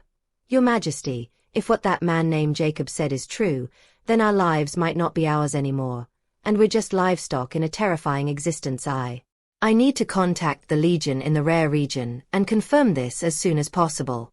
If it turned out to be true, then we should just use that device to report this and hope they are strong enough to save us, or I don't think humanity will ever be free anymore." Philip's eyes contracted when he heard Gollant's ambiguous answer, and his calm expression contorted for the first time. He knew Gollant would never say those words, which means this was really a serious problem and much greater than trolls or Jacob. "Just what that man revealed?" he asked sternly. Gollant suddenly gnashed his teeth before he uttered 3 words and no longer talk anymore. "Killer Skull Society." Chapter 140. Everything is set. At this moment, Jacob still sat on his throne chair with a faint smile on his face, as if he was in an excellent mood. The closed door suddenly opened at this moment, and a graceful woman entered, who was none other than Alice. Jacob looked at Alice and said impassively, "So, how did it go with your father?" He still remembered when he asked her if she could kill her father for him. Her answer was very decisive and out of Jacob's expectations. She answered, "I won't kill him, but if he stood against you, I'll do it." Although Jacob's question was to test Alice's mindset and just how far she was willing to go for power or his favor. After getting this answer, Jacob was content with Alice and was qualified to be his pawn. Alice catwalks toward Jacob as her icy expression breaks into a charming smile, and she stated, "He's as selfish as ever and wanted information on you. But I just made it clear I'm no longer his tool anymore, and he won't say such a thing anymore." This answer did not surprise Jacob, as he had already expected this. "A trivial matter then. What about your new strength? How confident are you in defeating the kingdom's marshal?" When Alice heard this, couldn't help but remembered that 2 black drops Jacob made her consume after she gave him that answer. She first thought Jacob was poisoning her since she didn't like her repose. But the moment she consumed those 2 black drops, she felt a strange energy, and soon, she felt her power increase by a large margin. Then Jacob took out a strange device that could measure her strength. She was shocked when she heard she was already a B rank, and after trying some exercises, she knew Jacob wasn't joking and was completely convinced that Jacob could help her achieve a rank strength in a day if he wanted with that mysterious black liquid. She was even more shocked and sure when Jacob made Harrison achieve the same strength as her, who wasn't even an F rank the next day. Her doubts had completely vanished, and she knew Jacob had many secrets, and his prowess might not be just at A rank. Now, she didn't even think of double-crossing Jacob. She truthfully answered, "Marshal Gollant is still stronger because of his vast experience in the army, and I heard he had practiced the fabled fighter manual of the Nightmare Knight Legion. That's why even those 3 B-rank mercenaries leaders can't do anything to him." There was a hint of respect in her voice for Gollant. Jacob nodded because he also thought Gollant was almost an A rank and he just needed some kind of push, and if he gave him just 1 drop of Titan Tears, he would break into the ranks of A rank experts. Just like Alice, who was at the peak of C rank, easily achieved B rank after consuming just 2 Titan Tears drops, while Harrison required 81 drops to achieve B rank level strength. As for why Jacob chose Harrison and was willing to spend this many Titan drops on him, only Jacob knew for now. But Harrison was also now quite loyal and wanted to learn the fighting skills from Alice so he could use his strength more accurately. Jacob looked at Alice, who was already standing in front of him, and said, "I have a mission for you, and if you complete it, you'll receive 10 more drops of black liquid." Alice's eyes shimmered in ecstasy when she heard this and blurted, "Tell me, I'll do anything." Jacob's lips curled and told, "Make a trip to the Oriat Kingdom and keep an eye out for anything strange there. If I'm not wrong, trolls might be up to something, and since they withdraw from here, they might seek goblins for trouble next. If a war started there, I want you to observe if they're collecting the blood of goblins, and if they did, there's no need to get involved and come back without alerting any. But I'm warning you, there might be an existence as strong as me present there if the war started, so don't get caught, or you'll be dead." Alice's expression changed when she heard this. Just what is going on with these wars, and why are such powerful people appearing here? She was naturally curious about this, like anyone else, and Jacob seemed to know more. But what truly made her aghast, there were more existences, like Jacob, involved here. I also wanted to find out what was going on, and this war might answer some questions. Now prepare. Leave whenever you're ready and hide your tracks. You don't need to serve me. Report back in a year if nothing happened," Jacob sternly ordered. Alice said nothing before she left with a stern expression. She knew this mission was going to be very difficult, but she was willing to take the risk since it was only about spying, and once she completed it, she would be closer to becoming an A rank or even higher. Jacob watched Alice leave as an astute glint flashed past his eyes. "If I'm not wrong, this war and blood collection is related to that mutant which I discovered in that forest and that underground lab. There's something in human blood that draw Killer Skull Society here, and it might not be replicable. But it remained to be seen if it was only humans or the uncommon region which interested the Killer Skull Society. But I'm 80% sure this is all related to that mutant and lab. To get an accurate answer, I just needed to find that mutant body. I knew where it was, and they even had some research data on it. Once this becomes clear, and the Humane Kingdom does as I said, everything will be set in place. I would reap enormous benefits without getting under anyone's radar, and no one would ever know this. I need to act in 3 months just to be on the safe side and make sure to get rid of future trouble. Now that the pool project is complete, I need to learn and control at least 1x fluid acceleration.